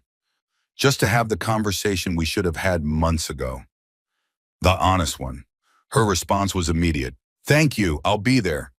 I set my phone aside and sat in the quiet of my house, listening to the rain, feeling the weight of tomorrow's conversation settling on my shoulders. But for tonight, I was okay. For tonight, I was home. The coffee shop on Main was called The Grind, a deliberately punny name that had seemed charming when it opened 5 years ago and now just seemed tired. But it was neutral territory halfway between my new house and the apartment, in a busy strip mall where we couldn't make a scene without witnesses. I arrived at 6:55, ordered a black coffee I didn't want, and claimed a table by the window. Far enough from the counter that we'd have privacy, close enough to the door that I could leave easily if I needed to. Rebecca arrived at exactly 7 o'clock. She was always punctual. One of the things I'd loved about her once, how she respected time and schedules. Now it just felt like another performance, playing the part of the reasonable ex-wife who showed up when she said she would. She looked good. Of course she looked good. Rebecca had probably spent 2 hours on her makeup and outfit, choosing each element carefully to convey the right message. She wore a soft blue sweater, my favorite color on her, which I'm sure wasn't accidental, and jeans that probably cost more than my monthly utilities. Marcus. She slid into the seat across from me, bringing with her the familiar scent of her perfume, something expensive and floral. Thank you for meeting me. You have 10 minutes. Right, okay. She took a breath, and I could see her gathering her thoughts, preparing her speech. First, I want to apologize for everything, for the restaurant, for what I said, for how I said it. That was cruel and you didn't deserve it. Okay. That's all you're going to, okay? What do you want me to say? You apologized. I accept it. What else? She looked frustrated, like this wasn't going according to script. I want you to tell me how you're feeling. I want to talk about what happened. We've already talked about what happened. You told me you're not in love with me anymore. I accepted that information and acted accordingly. I was angry when I said that. I didn't mean, Rebecca. I kept my voice level, calm. Yes, you did, and that's okay. You're allowed to not be in love with me anymore. People fall out of love. It happens. But I don't think I did fall out of love. I think I just forgot how to see it. But I don't think I did fall out of love. I think I just forgot how to see it, how to see us. I took a sip of my terrible coffee and studied her face. She looked sincere. Maybe she even believed what she was saying. But sincerity and truth weren't the same thing. Tell me about Derek, I said. She went pale. What? Derek, your college friend, the one whose party you wanted to attend. Alone, tell me about him. And there's nothing to tell. We're friends. Rebecca, I know you've been talking to him for months. I know the nature of those conversations wasn't entirely platonic. I'm not asking to punish you or catch you in a lie. I'm asking because if we're going to have an honest conversation, it needs to actually be honest. She was quiet for a long moment, and I watched her decide whether to keep lying or to finally tell the truth. We've been talking, she said finally, a lot about life and careers and possibilities, but we haven't done anything. I haven't cheated on you, Marcus. I wouldn't do that because of morals or because you haven't had the opportunity yet. That's not fair, isn't it? You wanted to go to his party alone. You've been building towards something with him while simultaneously pushing me away. Maybe you haven't physically cheated, but you've been emotionally gone for months. She looked down at her hands. Maybe. I don't know. I was confused. And now? Now I'm more confused because I spent 3 days thinking about us, really thinking, and I realized that I don't want to lose you. I don't want to throw away 8 years over some stupid fight. It wasn't a stupid fight. It was you telling me clearly and in front of witnesses that I'll never be enough for you. And you know what? You were right. She looked up sharply. Marcus, I'll never be enough for someone who measures worth in salary and status. I'll never be enough for someone who needs me to be someone fundamentally different than who I am. Not because I'm inadequate, but because we want incompatible things from life. We can compromise. We can work on it. We've been working on it for 2 years. How much more work do you want to put into something that's fundamentally broken? It's not broken. It's just difficult right now. I set down my coffee and looked at her directly. Really looked at her, maybe for the first time in months. Rebecca, do you remember when we first met at that grad school party? Of course. You were talking about your internship at your father's firm, about this big case you were working on, and your eyes were so bright, so passionate. You loved it, loved the work, loved the challenge, loved feeling like you were building something important. I remember. And I was talking about teaching, about this kid in my student teaching placement who'd written this beautiful poem about his grandmother's hands. And I was so excited about helping him see his own talent. Where are you going with this? We were passionate about different things. That was okay then. It was interesting. We had different perspectives, different goals, but we respected each other's paths. I paused. When did you stop respecting mine? She opened her mouth, closed it again. I respect your teaching, Marcus. Do you? Because for the last 2 years, every conversation we've had about my career has been about how I should change it, should want more, should be more ambitious, should care about the things you care about. I just want you to reach your potential. My potential according to you, but what if this is my potential? What if teaching high school English and making a difference in kids' lives is exactly what I'm meant to do? What if I'm not secretly harboring ambitions to climb corporate ladders or make 6 figures? Then you're settling. Or I'm content. There's a difference. She shook her head. Content is just another word for giving up. And there it is. I sat back. That's the fundamental disconnect. You see my life as settling. I see it as choosing. You see contentment as failure. I see it as success. So what, we're just incompatible? 8 years and we're just done? I think we've been done for a while. We just kept going through the motions because ending things felt like admitting failure. It is failure. Maybe. Or maybe it's recognizing that we're different people with different values, and staying together would just make us both miserable. She was crying now, mascara starting to run, despite whatever waterproof formula she'd used. I don't want to be divorced at 34. I don't particularly want it either, but I want to be in a marriage where I'm constantly made to feel inadequate even less. I never meant to make you feel that way. I know, but you did anyway. Just like I probably made you feel unheard or dismissed. We hurt each other, Rebecca. Not because we're bad people, but because we want fundamentally different things. She wiped out her eyes with a napkin.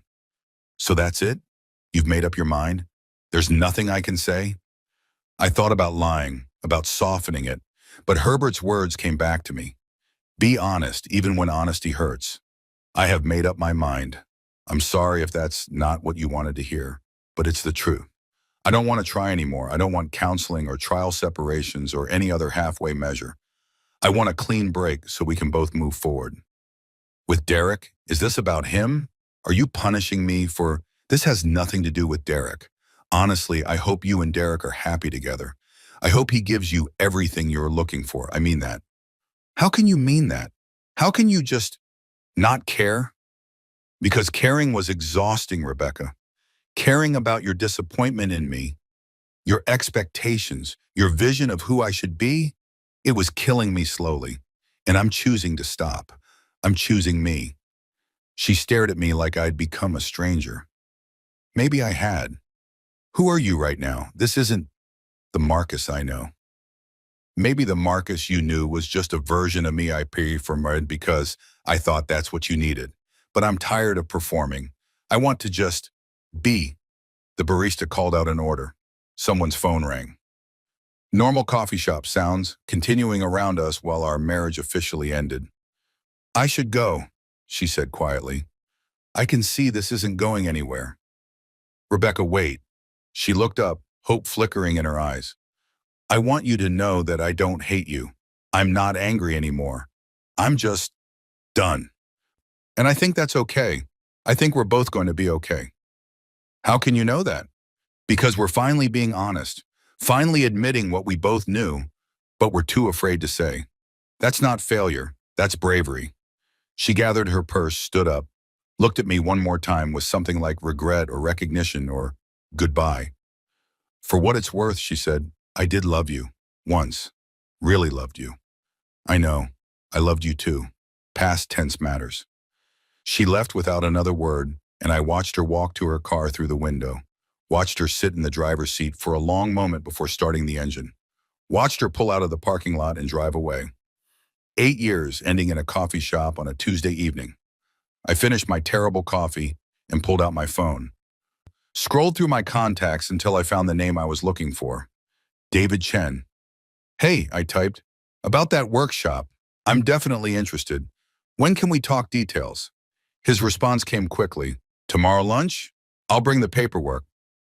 Perfect. I pocketed my phone and walked out of the grind, leaving behind the last remnants of my marriage to Rebecca. The evening air was cool and clear, stars visible for once. I stood in the parking lot for a moment, just breathing, feeling lighter than I had in years. Then I got in my car and drove home. To my house with the porch and the stuck window and Herbert next door and the overgrown lawn I kept meaning to mow. Home. When I pulled into my driveway, I saw Herbert on his porch, reading by lamplight. He looked up, waved. I waved back. How'd it go? He called over. It went. It's done. Good, that's good, Marcus. Hard, but good. Yeah. You need anything? No, I think I'm okay. All right then. Good night. Good night, Herbert. I went inside my house and stood in the living room for a moment, in the quiet, in the space that was entirely mine. Then I did something I hadn't done since I was a teenager. I put on music, loud, and I danced, badly, with abandon.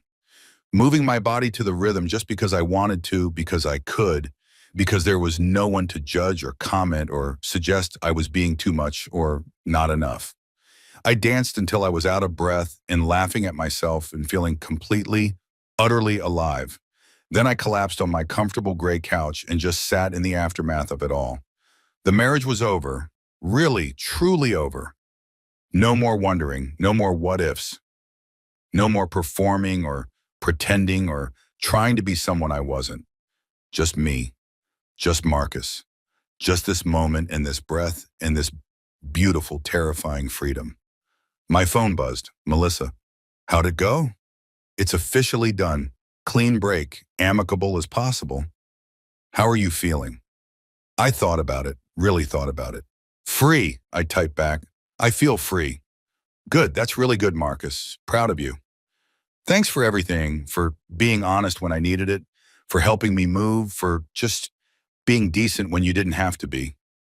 That's what friends do, and we are friends now, right? Not just my best friend's soon-to-be ex-husband? Yeah, we're friends. Good, because Thursday is poker night at James's place, and you're coming. No arguments. I'll be there. After we signed off, I sat with my phone in my hands, thinking about how strange life was. How you could wake up one day thinking you knew exactly who you were. Husband, teacher, disappointment.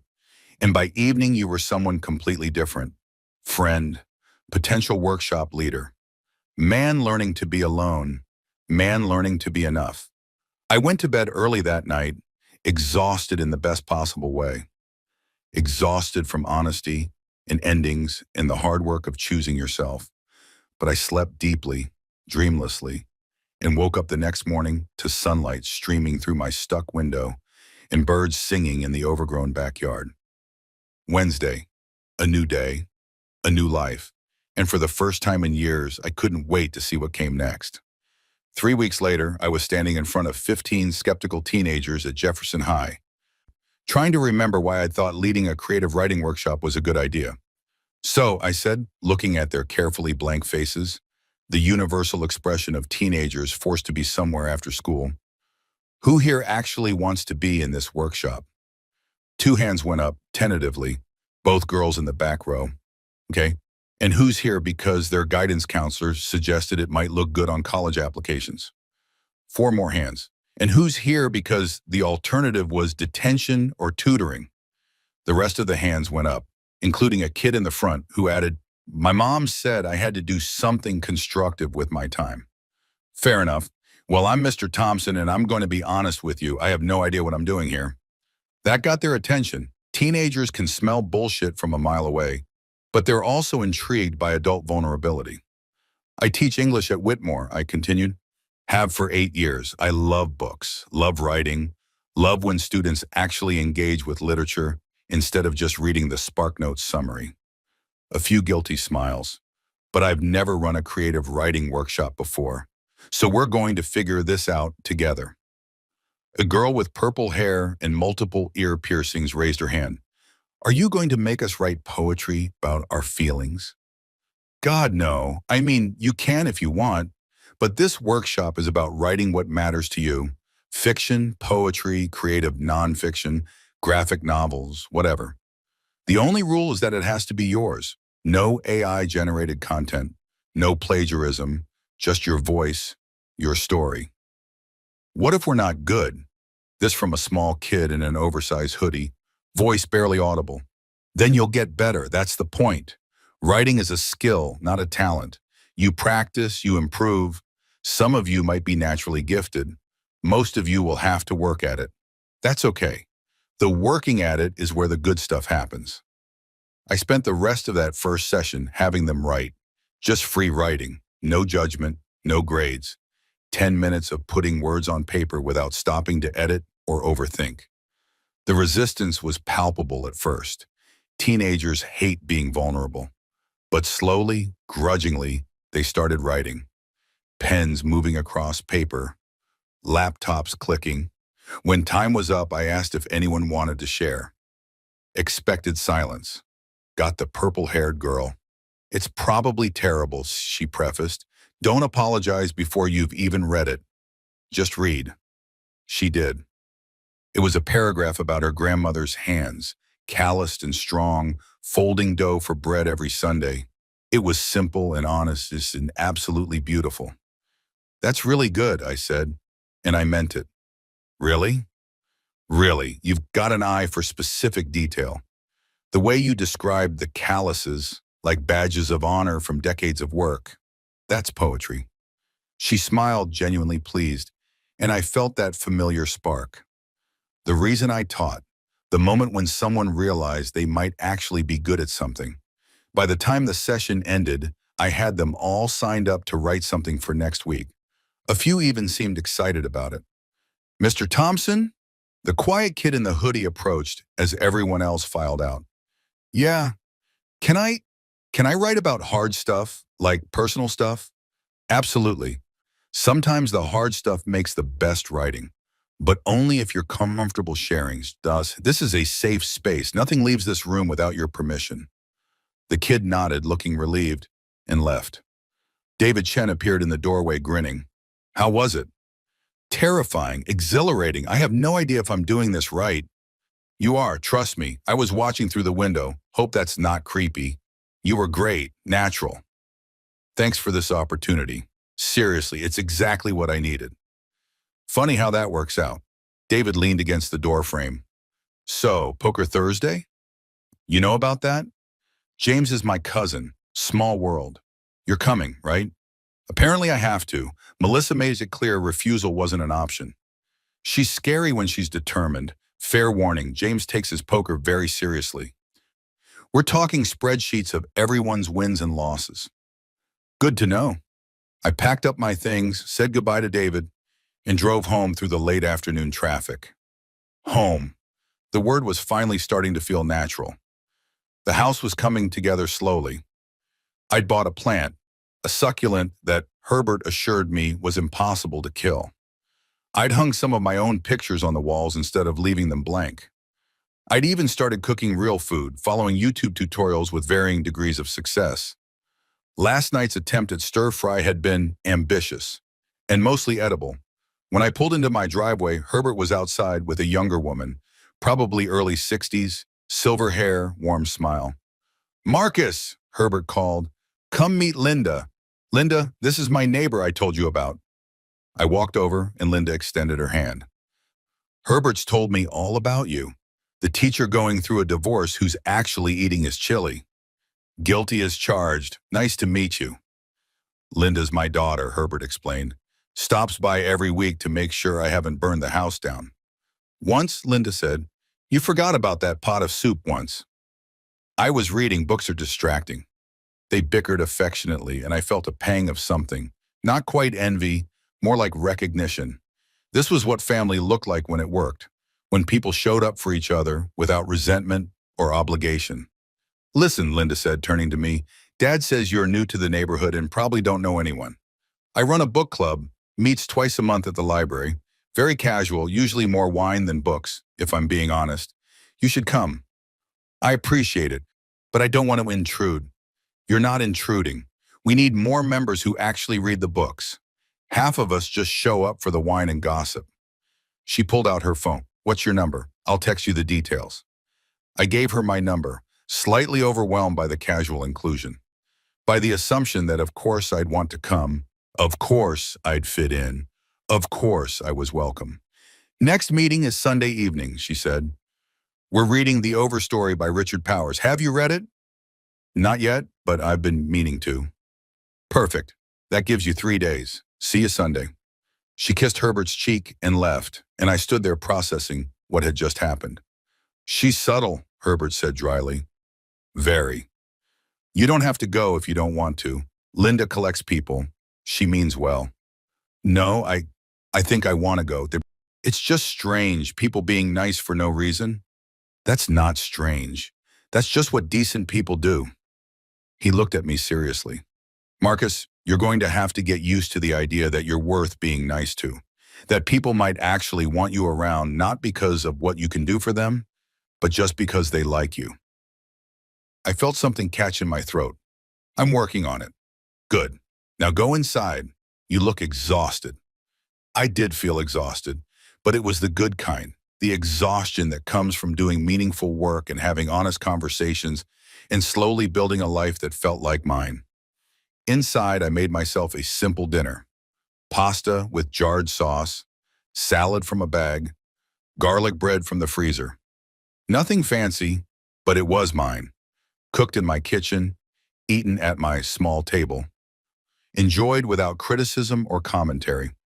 After dinner, I opened my laptop to check email. The usual school correspondence, some spam, and one from Rebecca's lawyer. My stomach clenched before I even opened it. It was straightforward, professional. Divorce papers, standard no-fault dissolution, division of assets, simple since we'd kept everything fairly separate. She was keeping the apartment, I was keeping the car and the few personal items I'd taken. Please review the attached documents and have your attorney contact our office to proceed. So it was real, official. The end reduced to legal paperwork and signatures.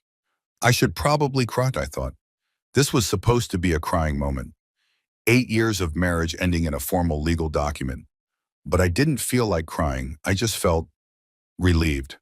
Like the last thread holding me to a past life had finally been cut. I called Melissa. She answered on the second ring. "Hey, what's up?" "Rebecca's lawyer sent papers. It's happening." "How are you feeling?" "Okay. Is that weird? Should I be more upset?" "Marcus, there's no should in divorce. You feel how you feel." "I feel relieved and guilty about feeling relieved." "Don't. Seriously, you're allowed to be glad something painful is ending. That doesn't make you a bad person. It makes you human. We talked for a while longer about the workshop, about book club, about poker on Thursday. Normal conversation between friends. I'd almost forgotten what that felt like. After we hung up, I sat on my porch with a beer and just existed for a while. The neighborhood was quiet. Someone was mowing their lawn a few houses down.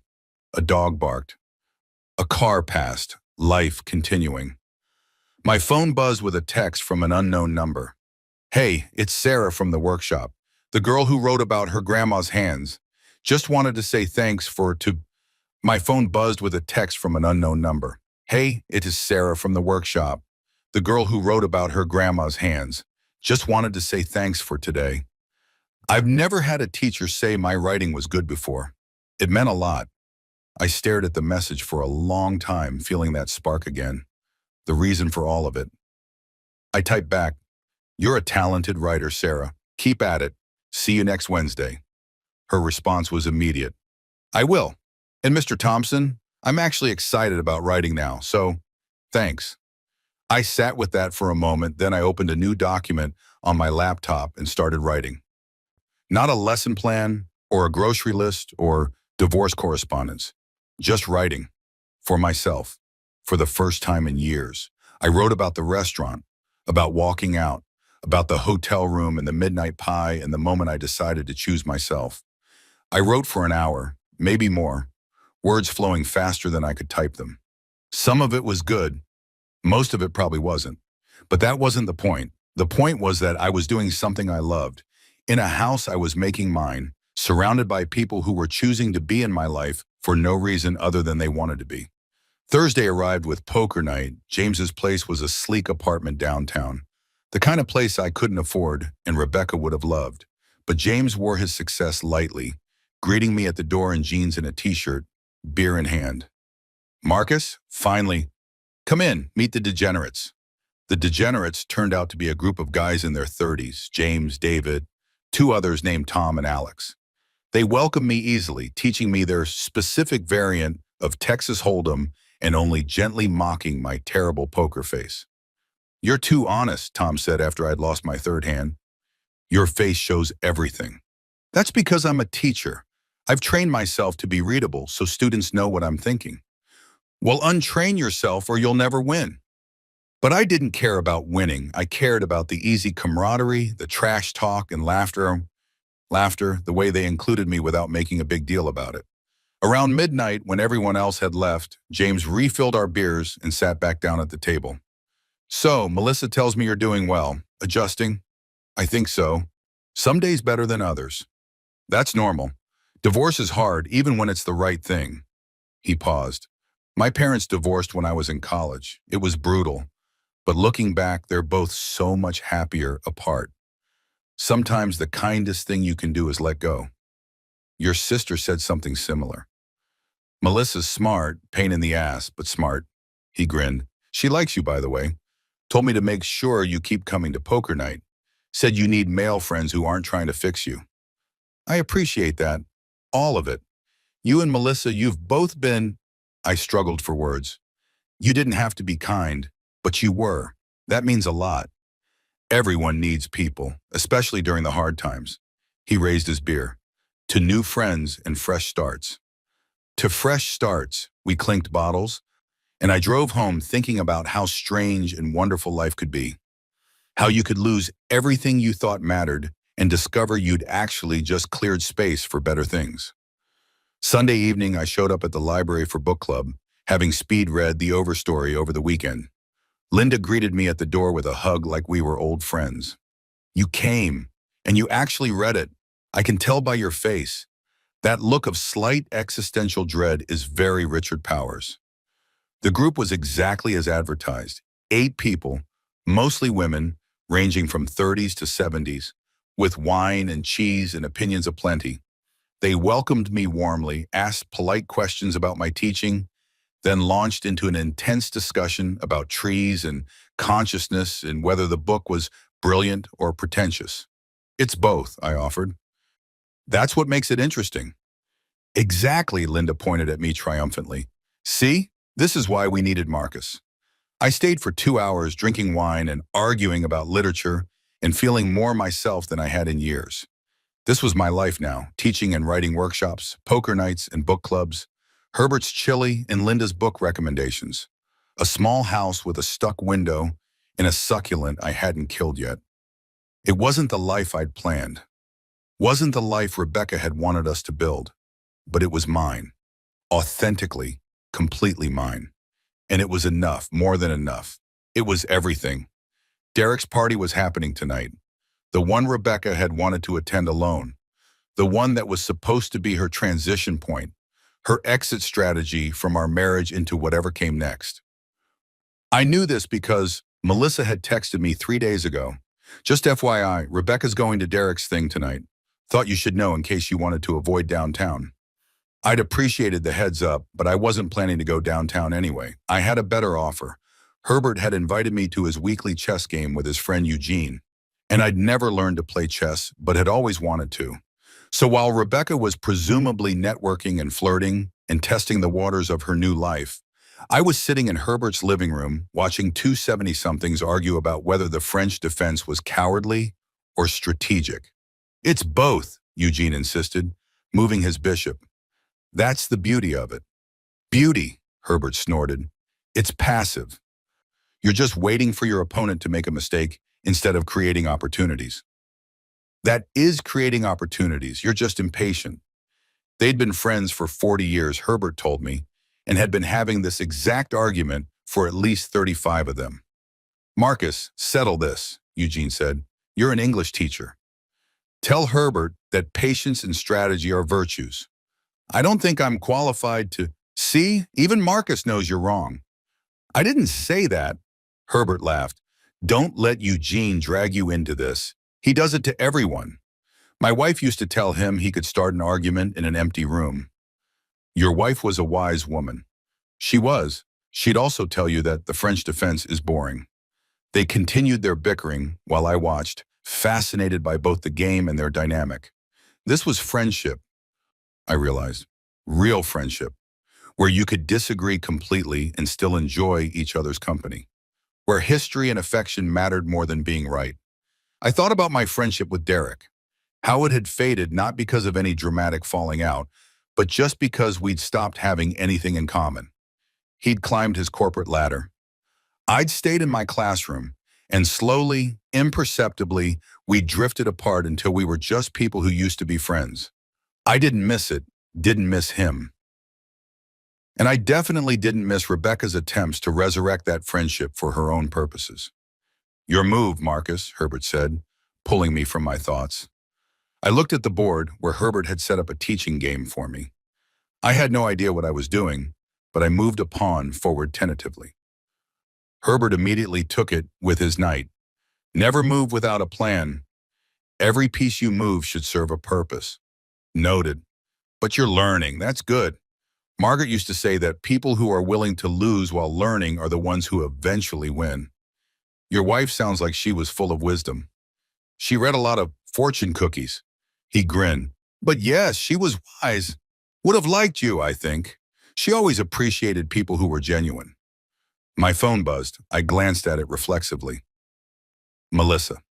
Rebecca just posted from the party. Lots of photos with Derek. Looks cozy. You okay? I typed back. I'm playing chess and losing badly. I'm great. Good. That's really good, Marcus. I pocketed my phone and focused on the game. Herbert was teaching me about controlling the center of the board, about thinking 3 moves ahead, about sacrificing pieces strategically. Chess is like life, Eugene said, moving his queen.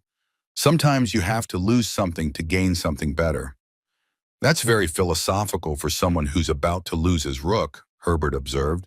Am I? You are. Eugene studied the board and swore softly. How do you always see that? 40 years of playing against you. I know how your mind works. They continued their game while I watched and learned, and I realized this was exactly where I wanted to be. Not at some party making small talk with people I didn't know. Not performing success or ambition or whatever Rebecca needed me to be. Just here, in Herbert's comfortable living room, learning something new from someone who was willing to teach me. Around 10 o'clock, Eugene declared himself tired and headed home. Herbert walked him to the door with the casual ease of long friendship, then returned to find me studying the chess pieces. "Want another game?" he asked. "I'll just lose again." "Probably, but you'll lose better this time." We played for another hour. I did lose, but Herbert was right. I lost better, made fewer obvious mistakes, thought more strategically, started to see the patterns. "You're a natural," Herbert said as we put the pieces away. "Eugene took twice as long to grasp basic strategy." "I had a good teacher." "Yes, well, Margaret always said teaching is just showing people what they already know how to see." He paused. "Marcus, can I tell you something?" "Of course." "When you first moved in, when Melissa told me your situation, I was worried. I've seen a lot of people go through divorce, and it either breaks them or embitters them. But you," he looked at me with something like approval, "you're choosing neither. You're choosing to become something new instead. That takes courage." "I don't feel very courageous. Most days I feel like I'm barely holding it together." That's what courage looks like, not the absence of fear or uncertainty, but moving forward despite it. He stood, stretched. "Now go home and get some rest. You look exhausted." I was exhausted, but it was the good kind again, the kind that comes from genuine engagement rather than performance. I drove home through streets that were becoming familiar, past landmarks I was starting to recognize. The corner store where I bought my terrible coffee, the park where I'd started running in the mornings, the library where book club met, my neighborhood, my life, my choice. When I pulled into my driveway, my phone buzzed again. Rebecca this time. "We need to talk. Can you call me?" I stared at the message for a moment. It was 11:30 on a Saturday night. She was probably home from the party, probably full of wine and emotions and whatever had happened with Derek. I could call, could get drawn back into the drama, could spend an hour on the phone navigating her feelings and expectations, or I could choose myself again. Still, "Not tonight," I typed back. "I'm about to sleep. We can talk this week about the divorce papers if you need to." I went inside before she could respond, before guilt or obligation could make me change my mind. The house was quiet and mine. I brushed my teeth, changed into comfortable clothes, and climbed into bed with the book Linda had lent me for next book club, The Midnight Library by Matt Haig. I read for 30 minutes before my eyes got heavy, and I fell asleep thinking about infinite possibilities in the lives we choose versus the lives we imagine. I woke up Sunday morning to sun streaming through my stuck window and birds making an absolute racket in the backyard. My phone showed 3 missed calls from Rebecca and a voicemail. I made coffee first, scrambled some eggs, ate breakfast on my porch while the neighborhood slowly came to life around me. Only then did I listen to the voicemail. "Marcus, it's me. I know it's late and you're probably asleep, but I just got home from Derek's party and I need to talk to you. I made a mistake, a huge mistake. I thought Derek was what I wanted. The success and the status and the life he represents.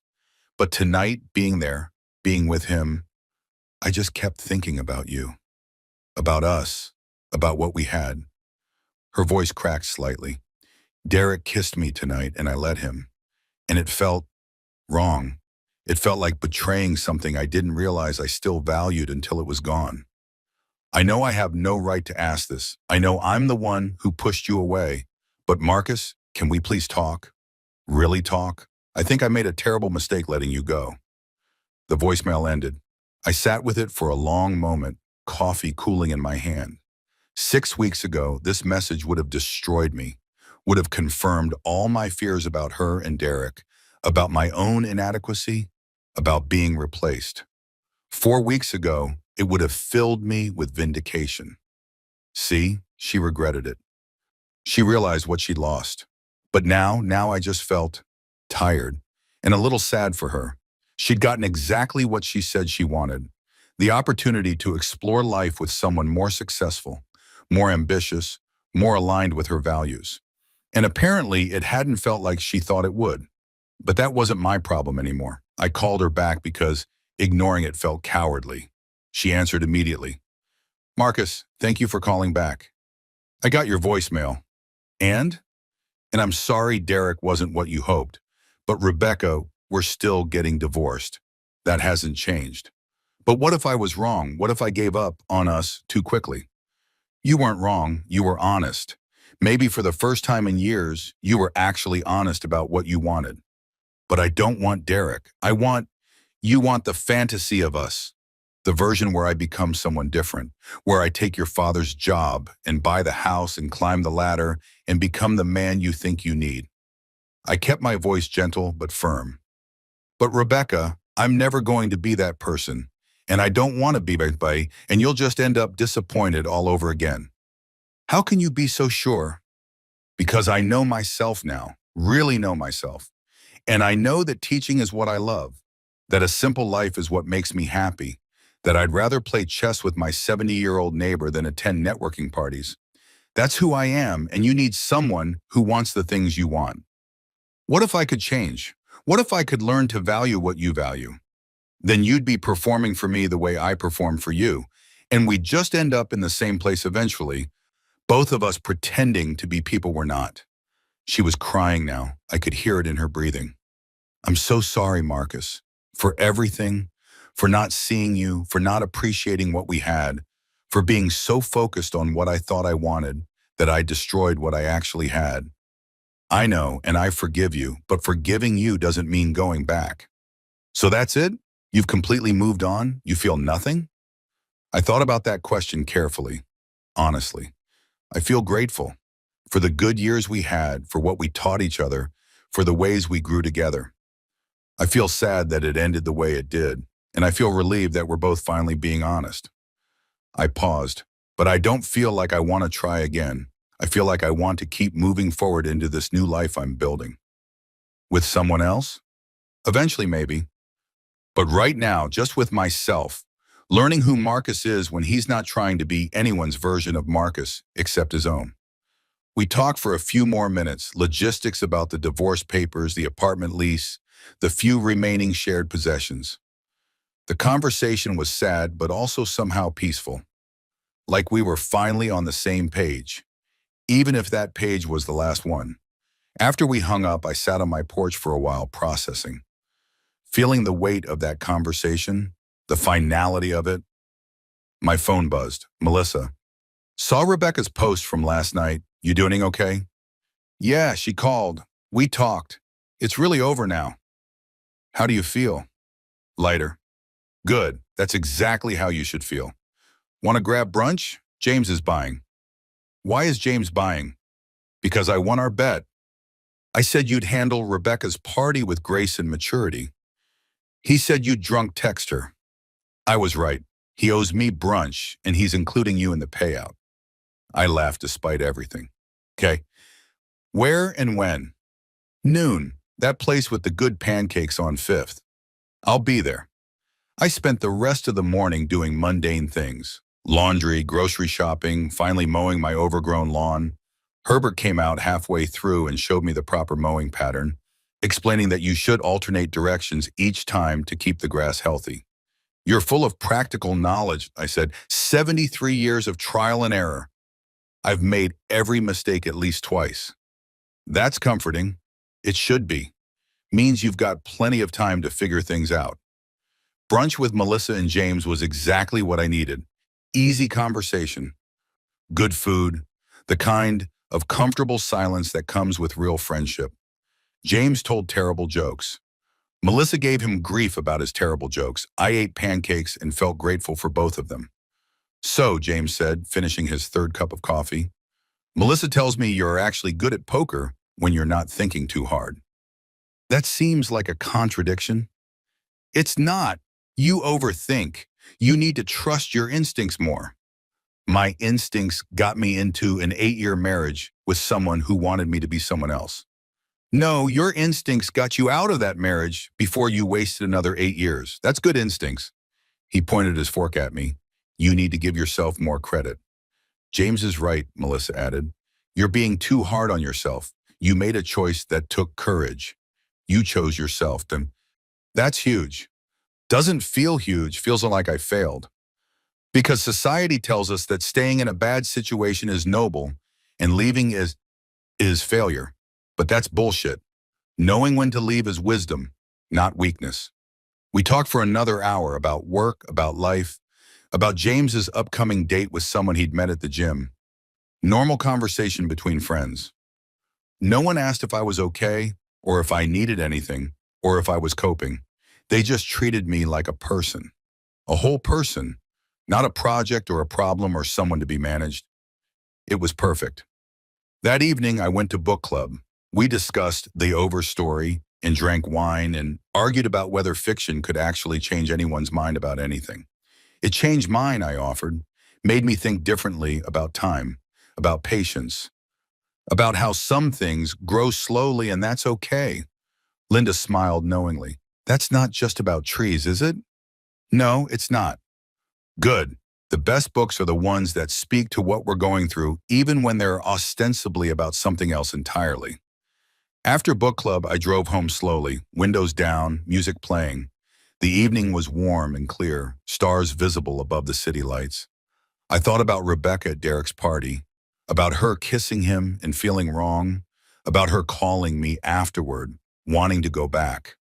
I thought about how 6 weeks ago that call would have worked and I would have said yes, would have agreed to try again, would have convinced myself that maybe this time would be different. But I wasn't that Marcus anymore. I was this Marcus. The one who played chess and led writing workshops and went to book clubs. The one who had friends who genuinely liked him. The one who was learning to be alone without being lonely. The one who was finally enough. When I got home, I found a note tucked into my door. Herbert's handwriting. Eugene and I are planning a fishing trip next month. 3 days cabin by the lake. Terrible coffee and worse jokes. You're invited if you want.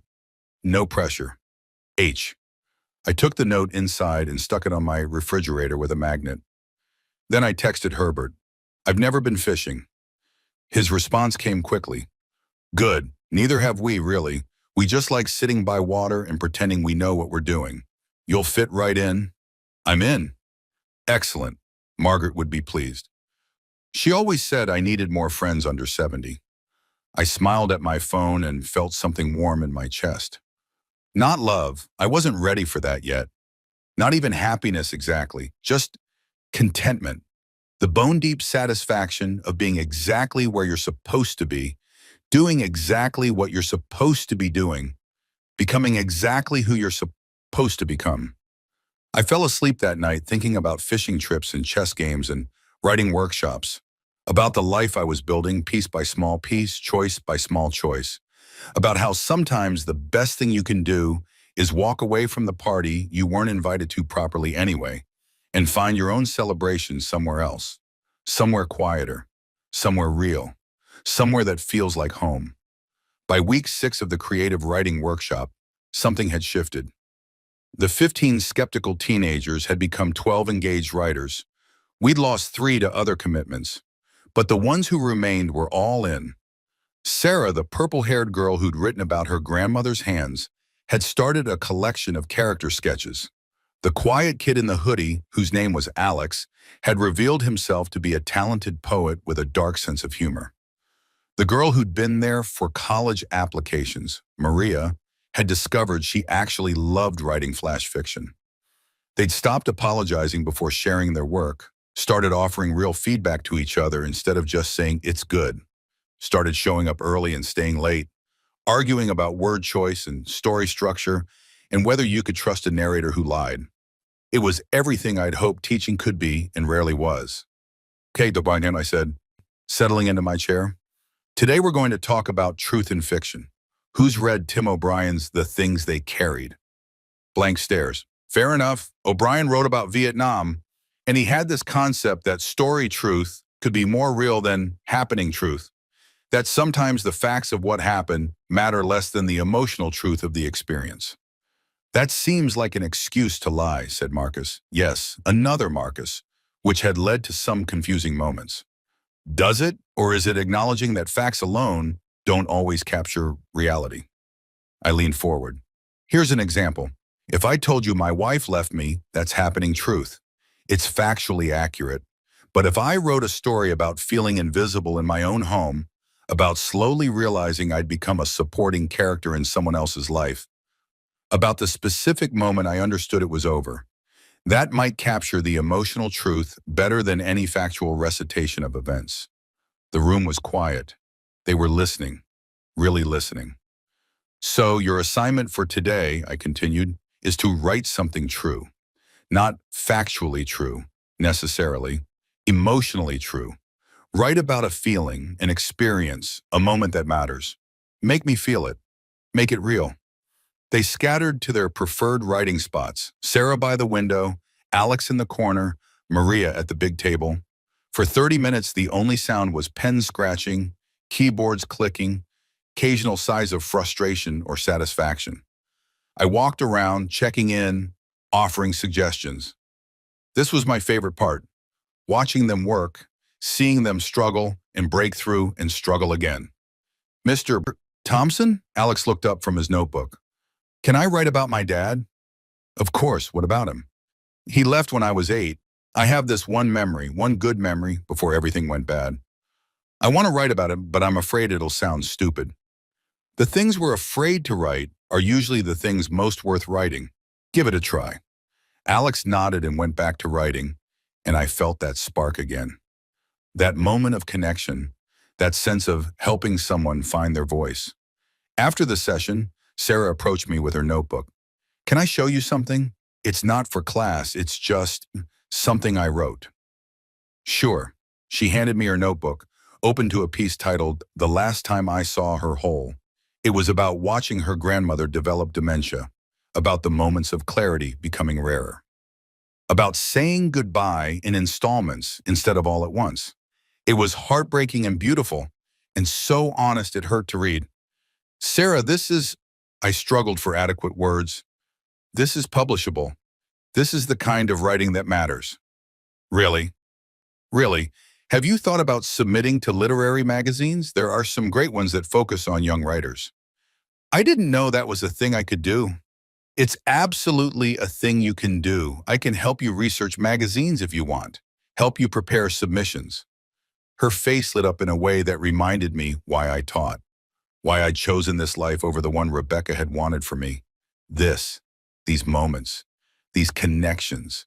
This was worth more than any salary or status or impressive job title.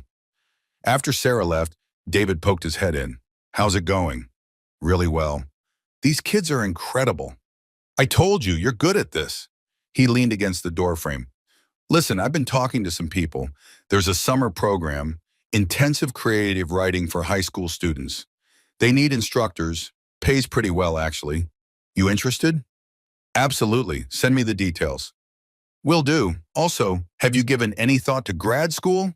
MFA programs? You've got the talent for it.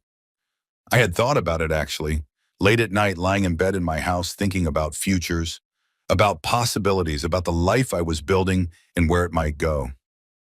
Maybe eventually.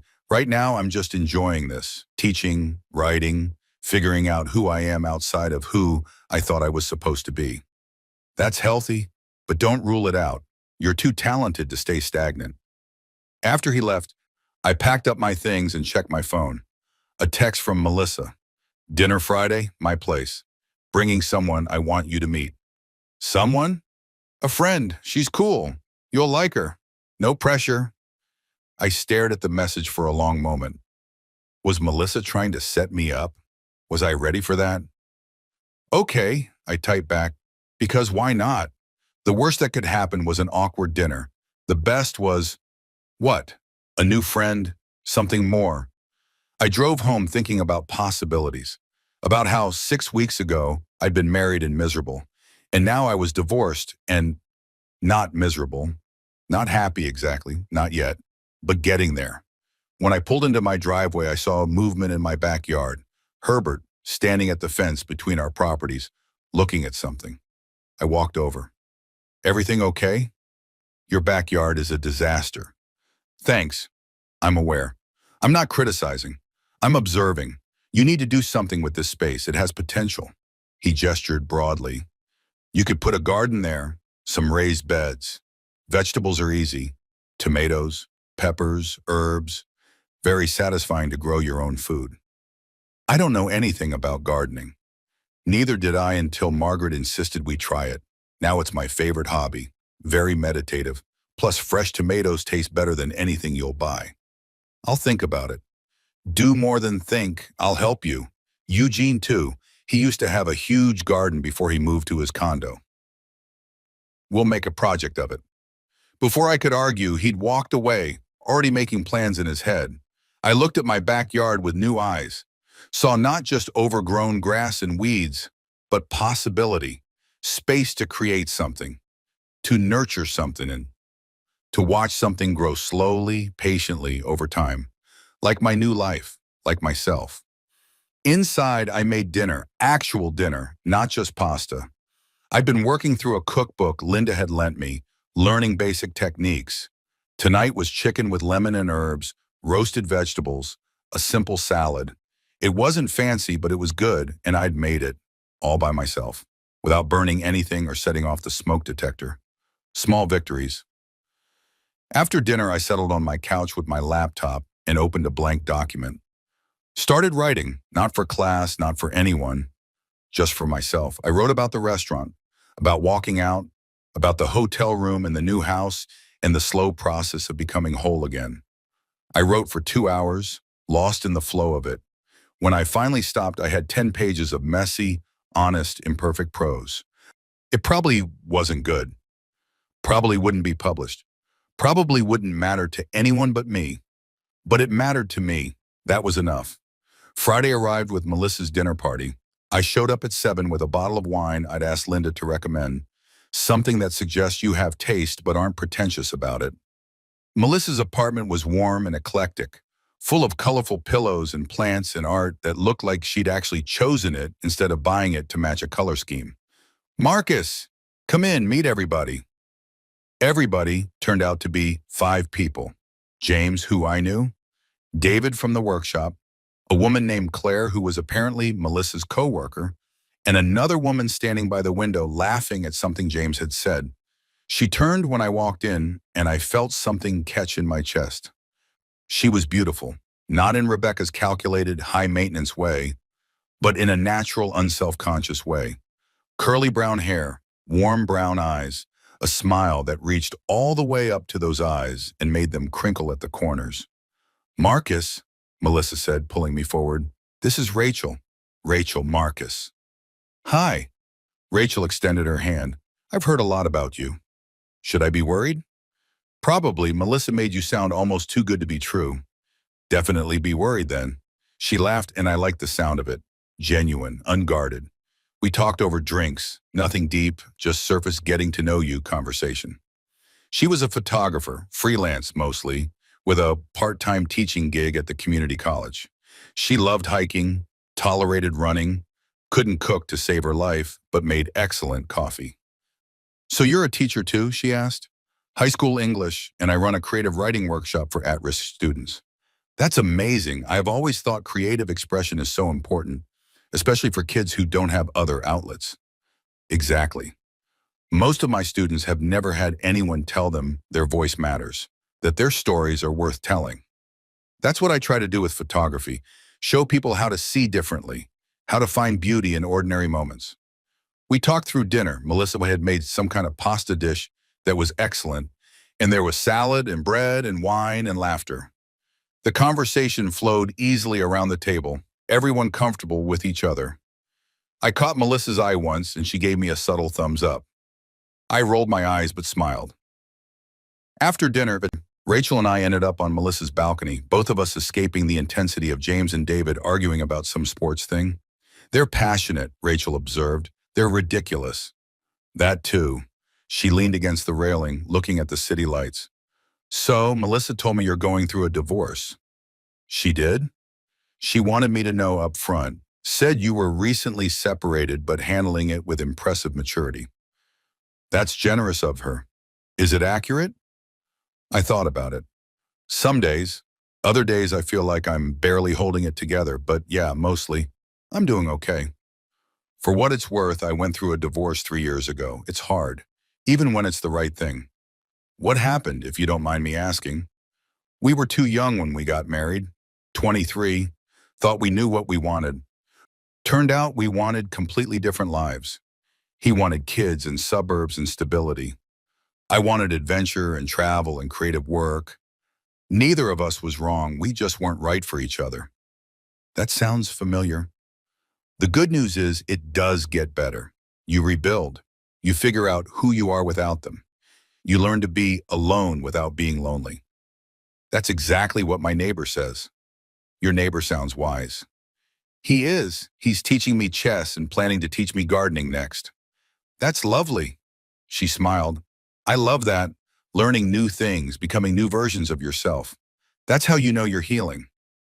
We talked for another hour, long after everyone else had gone inside, about her photography, my writing, the lives we'd left behind, and the ones we were building. About how strange and wonderful it was to start over in your 30s. Can I tell you something? She said eventually. Sure. When Melissa said she wanted me to meet you, I almost said no. I'm not ready to date. I'm still figuring myself out. Me too. But then I thought, why not? Why not meet someone interesting? Why not have a conversation with someone who might actually get it? And I'm glad I came. You're easy to talk to, genuine. That's rare. So are you. We exchanged numbers before leaving. Not a date thing, Rachel clarified. Just a I'd like to continue this conversation sometime thing. And I drove home feeling lighter than I had in months. Not because I'd met someone attractive, not because there was romantic possibility, though there might be eventually, but because I'd had a genuine conversation with someone who understood what I was going through, who didn't need me to be anything other than exactly who I was, who saw my divorce not as a failure but as a transition. When I got home, Herbert was sitting on his porch despite the late hour. Good evening, he asked. Yeah, really good, actually. You look different. Lighter. I feel lighter. I met someone. Not like that, not yet anyway, just someone interesting. Someone real. That's good. Real people are worth their weight in gold. He stood up, stretched. Marcus, can I tell you something Margaret wants you to say? Please. She said that when you're ready to meet someone new, you'll know because you'll stop comparing them to the old person. You'll just see them as themselves. New possibilities, not old wounds. Did you compare people to Margaret? For a year after she died, everyone paled in comparison. Then one day, I met a woman at the grocery store. We talked about avocados of all things, and I realized I wasn't thinking about Margaret while we talked. I was just thinking about avocados and this interesting woman. That's when I knew I was ready to live again. Did you ever date her? The avocado woman? No, wrong time, wrong place, but the conversation reminded me I was still alive, still capable of connecting with people. That was enough. I said goodnight and went inside, thinking about Rachel and avocados and new beginnings. My phone buzzed as I was getting ready for bed. Rachel, thanks for tonight. Would you want to grab coffee sometime? I'd love to see some of your students' writing if you're willing to share. I'd like that, I typed back. And yes, I'd be happy to share. Fair warning, some of it is devastatingly good. I look forward to being devastated. I fell asleep smiling. The next morning, I woke up to banging on my door. I stumbled out of bed, confused, and opened it to find Herbert and Eugene standing there with shovels and bags of soil. Time to start your garden, Herbert announced. It's 7 in the morning. Best time to work, before it gets hot. Eugene pushed past me into the house. You have coffee? Yes. Good. Make some while we survey the space. By the time I'd showered and made coffee, they'd already mapped out my backyard with stakes and string, creating a layout for raised beds. This is really happening? I asked, handing them mugs. This is really happening, Herbert confirmed. You need a project, something to nurture, something that grows slowly and requires patience. It's therapeutic. Plus tomatoes, Eugene added. Never underestimate the psychological benefit of homegrown tomatoes. We worked for 4 hours, building 3 raised beds, filling them with soil, planning what to plant. Herbert narrated the entire process, explaining drainage, sun exposure, companion planting. Eugene interjected with stories about his own gardening disasters and occasional successes. I just listened and worked, grateful for their presence, their knowledge, their friendship. By noon, I had a garden, an actual garden, with plans to plant tomatoes, peppers, herbs, and whatever else Herbert deemed beginner appropriate. You'll need to water every day, Herbert instructed. Morning is best, evening is acceptable. Never midday, you'll burn the leaves. Got it. And you'll need to be patient. Gardening teaches patience. You can't rush growth. I'm learning that about a lot of things. He smiled knowingly. Yes, you are. After they left, I stood in my backyard looking at the raised beds, at the work we'd done, at the potential waiting to be realized. This was my life now. Gardens and workshops and chess games, coffee with photographers and book clubs with librarians, poker nights and fishing trips with men 3 times my age who treated me like family. It wasn't what I'd planned, wasn't what Rebecca had wanted, wasn't the trajectory I'd imagined when I stood at an altar 8 years ago and promised forever. But it was mine, wholly, completely, authentically mine. My phone buzzed. Rachel, random question. Are you free tomorrow afternoon? I'm shooting at this botanical garden and could use a second pair of eyes. I don't know anything about photography. Perfect, fresh perspective, plus it's beautiful there and the weather is supposed to be amazing. I looked at my new garden beds, at Herbert's stake and string layout, at the future waiting to be planted. I'm free, stay, I typed back. Great, I'll pick you up at 2. That evening, I sat on my porch with a beer and my laptop, writing about gardens and growth and the strange, unexpected beauty of starting over. I wrote about walking out of that restaurant 2 months ago, thinking my life was ending, only to discover it was actually beginning. I wrote about Herbert and Eugene and their decades-long chess arguments, about Melissa's fierce loyalty and James's terrible jokes, about Sarah's writing and Alex's poetry and Maria's flash fiction, about Rachel and her understanding eyes and the possibility of connection without pressure or expectation, about becoming someone I actually liked instead of someone I thought I should be. The words flowed easily, honestly, and when I finally stopped, exhausted and satisfied, I had 15 pages of what might eventually become an essay or a story or just personal reflection. It didn't matter which. The writing itself was the point. Sunday afternoon, Rachel picked me up in a beat-up Subaru covered in stickers from national parks. Nice car, I said, climbing in. She's held together mostly by hope and duct tape, but she gets me where I need to go. Rachel handed me a coffee. Black, right? Melissa said you drink it black. Melissa is becoming concerningly knowledgeable about my habits. She cares about you. It's sweet. We drove to the botanical garden, talking easily about nothing in particular. Rachel had her camera equipment in the back, professional-looking stuff I didn't understand but appreciated anyway. The garden was spectacular. Acres of carefully tended plants, winding paths, hidden benches. Rachel moved through it with purpose, stopping to photograph details I would never have noticed. The way light filtered through leaves, the pattern of shadows on a path, the contrast between cultivated flowers and wild weeds at the edges. What are you looking for?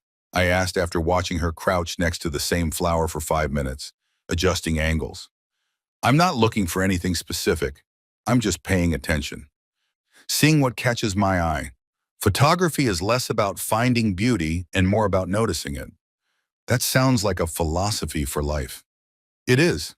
She stood up, stretched. My therapist would be proud of me for articulating that. I've been working on being more present, more attentive to what's actually here instead of what I think should be here. That's hard. It really is, especially after divorce. You spend so long living in the future, planning, hoping, expecting, that you forget how to just be in the now. We walked for another hour, Rachel shooting occasionally, me just observing. Watching her work was fascinating, the intense focus, the creative decisions, the way she saw things I completely missed. Can I ask you something? She said eventually, sitting on a bench in the shade. Sure. What made you finally leave? Your marriage, I mean.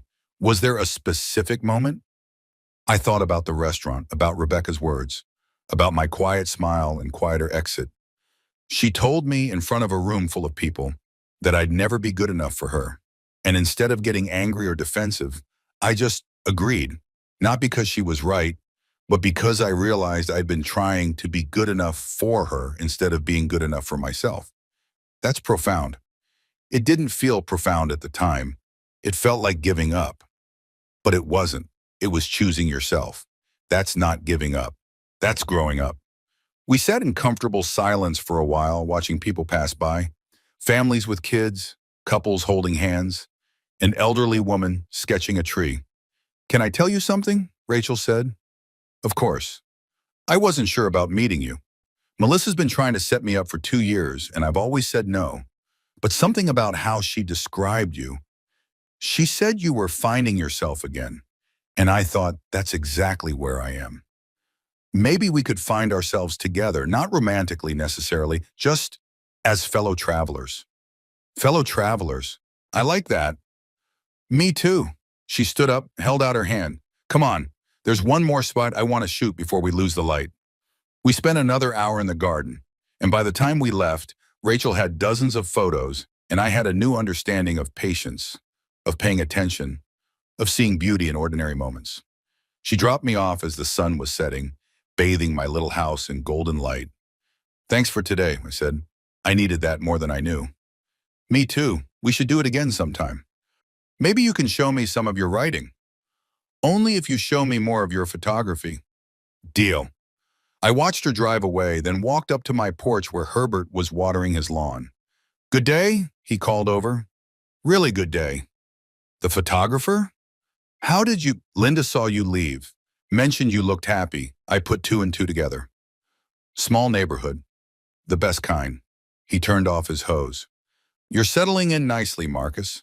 Finding your rhythm. Margaret would approve. Thanks, Herbert. That means a lot. Inside, I made myself dinner and ate on my porch, watching the neighborhood wind down for the evening. Kids being called in, lights coming on, Herbert reading on his porch, the old normalcy of it all. My phone buzzed with a text from my mother. Haven't heard from you in a while. Checking in. How are you doing?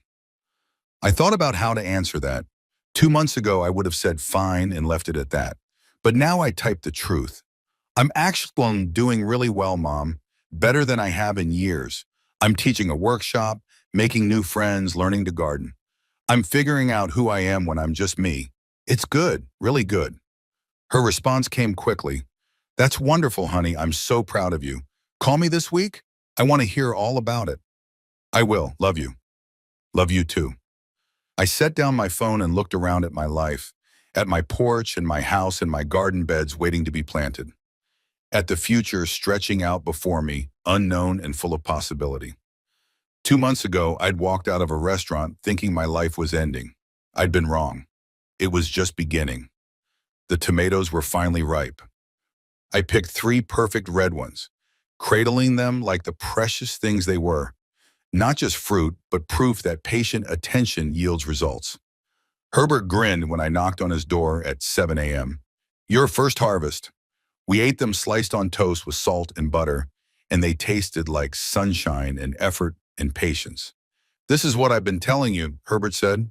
Growing your own food makes you appreciate the work, the time, the care. You were right. I often am. You're learning to listen. Saturday meant coffee with Rachel, who'd become my closest friend over these months. Not dating, neither of us was ready, but genuine friendship with someone who understood rebuilding after loss. Tried something new with last week's shoot, she said, showing me dreamlike photos of the botanical garden. I'm submitting to a gallery show. First time in 3 years I felt confident enough. That's huge. Watching you with your students helped. How you're so encouraging. Made me think about how hard I am on myself. The workshop had expanded, twice weekly now, with 3 additional students. Sarah had gotten published. Alex had won a poetry competition. Maria was applying to creative writing programs. This was why I taught. Why no amount of money or status could replace watching someone discover their voice. After coffee, I volunteered at the library's adult literacy program. Carlos, my student, had finished Stuart Little and read it to his grandson. He loved it, Carlos said, eyes bright. Asked when I'd read him more. Every word he learned represented a choice to grow, A refusal to accept limitations. Evening brought family dinner at Melissa and James's. My chosen family now. People who knew my coffee order and garden progress and students' names, who celebrated victories and supported struggles, who chose to be in my life out of genuine affection, not obligation. Over dinner, David announced his engagement. We toasted with cheap wine and expensive joy. "You're next, Marcus," James said. "I'm not even dating anyone. Yet, but you've got that look, that ready-to-be-open look." Rachel leaned over. "They're not wrong. You seem different lately. More settled. More open." "Maybe I am." Sunday, my phone rang while I drove home from my parents' house. I'd started visiting monthly, rebuilding that relationship. "Marcus, it's Rebecca." I waited for pain, jealousy, regret, but felt only genuine happiness. "I got engaged to Derek. I wanted you to hear it from me." "Congratulations. Are you happy?" "Really happy. He's what I needed, what I wanted." She paused. "Are you?" "Happy?" I thought about my garden, my workshop, my Saturday coffees with Rachel, Herbert's chess lessons, Linda's book club, poker nights with James. "Yeah, I really am." "Good, Marcus, I'm sorry for everything, for not seeing you, for trying to make you something you weren't." "I know, and I forgive you. I forgave you a long time ago." When we hung up, I felt nothing but peace. That chapter was truly closed. Herbert was on his porch when I got home. Rebecca called. "She's engaged." "How do you feel?" "Happy for her and relieved that I feel happy for her." "You're not who you were 6 months ago." "No, I'm not." Herbert looked at me directly. "Margaret used to say the sign of a life well lived isn't avoiding pain. It's what you build in the aftermath. You've done that. Built something beautiful." That night, I added to my essay about walking out of that restaurant. 6 months later, I can say this: leaving wasn't giving up. It was waking up. The tomatoes are ripe. The students are thriving. The friends are real and chosen. And I am enough. Not because I changed into someone impressive, but because I stopped trying to be anyone other than who I am. Sometimes the bravest thing you can do is smile quietly, walk away, and build something beautiful where pain used to live. I fell asleep in my house, in my bed, in my life, the one I'd built carefully, patiently, authentically, the life where I was finally, completely enough.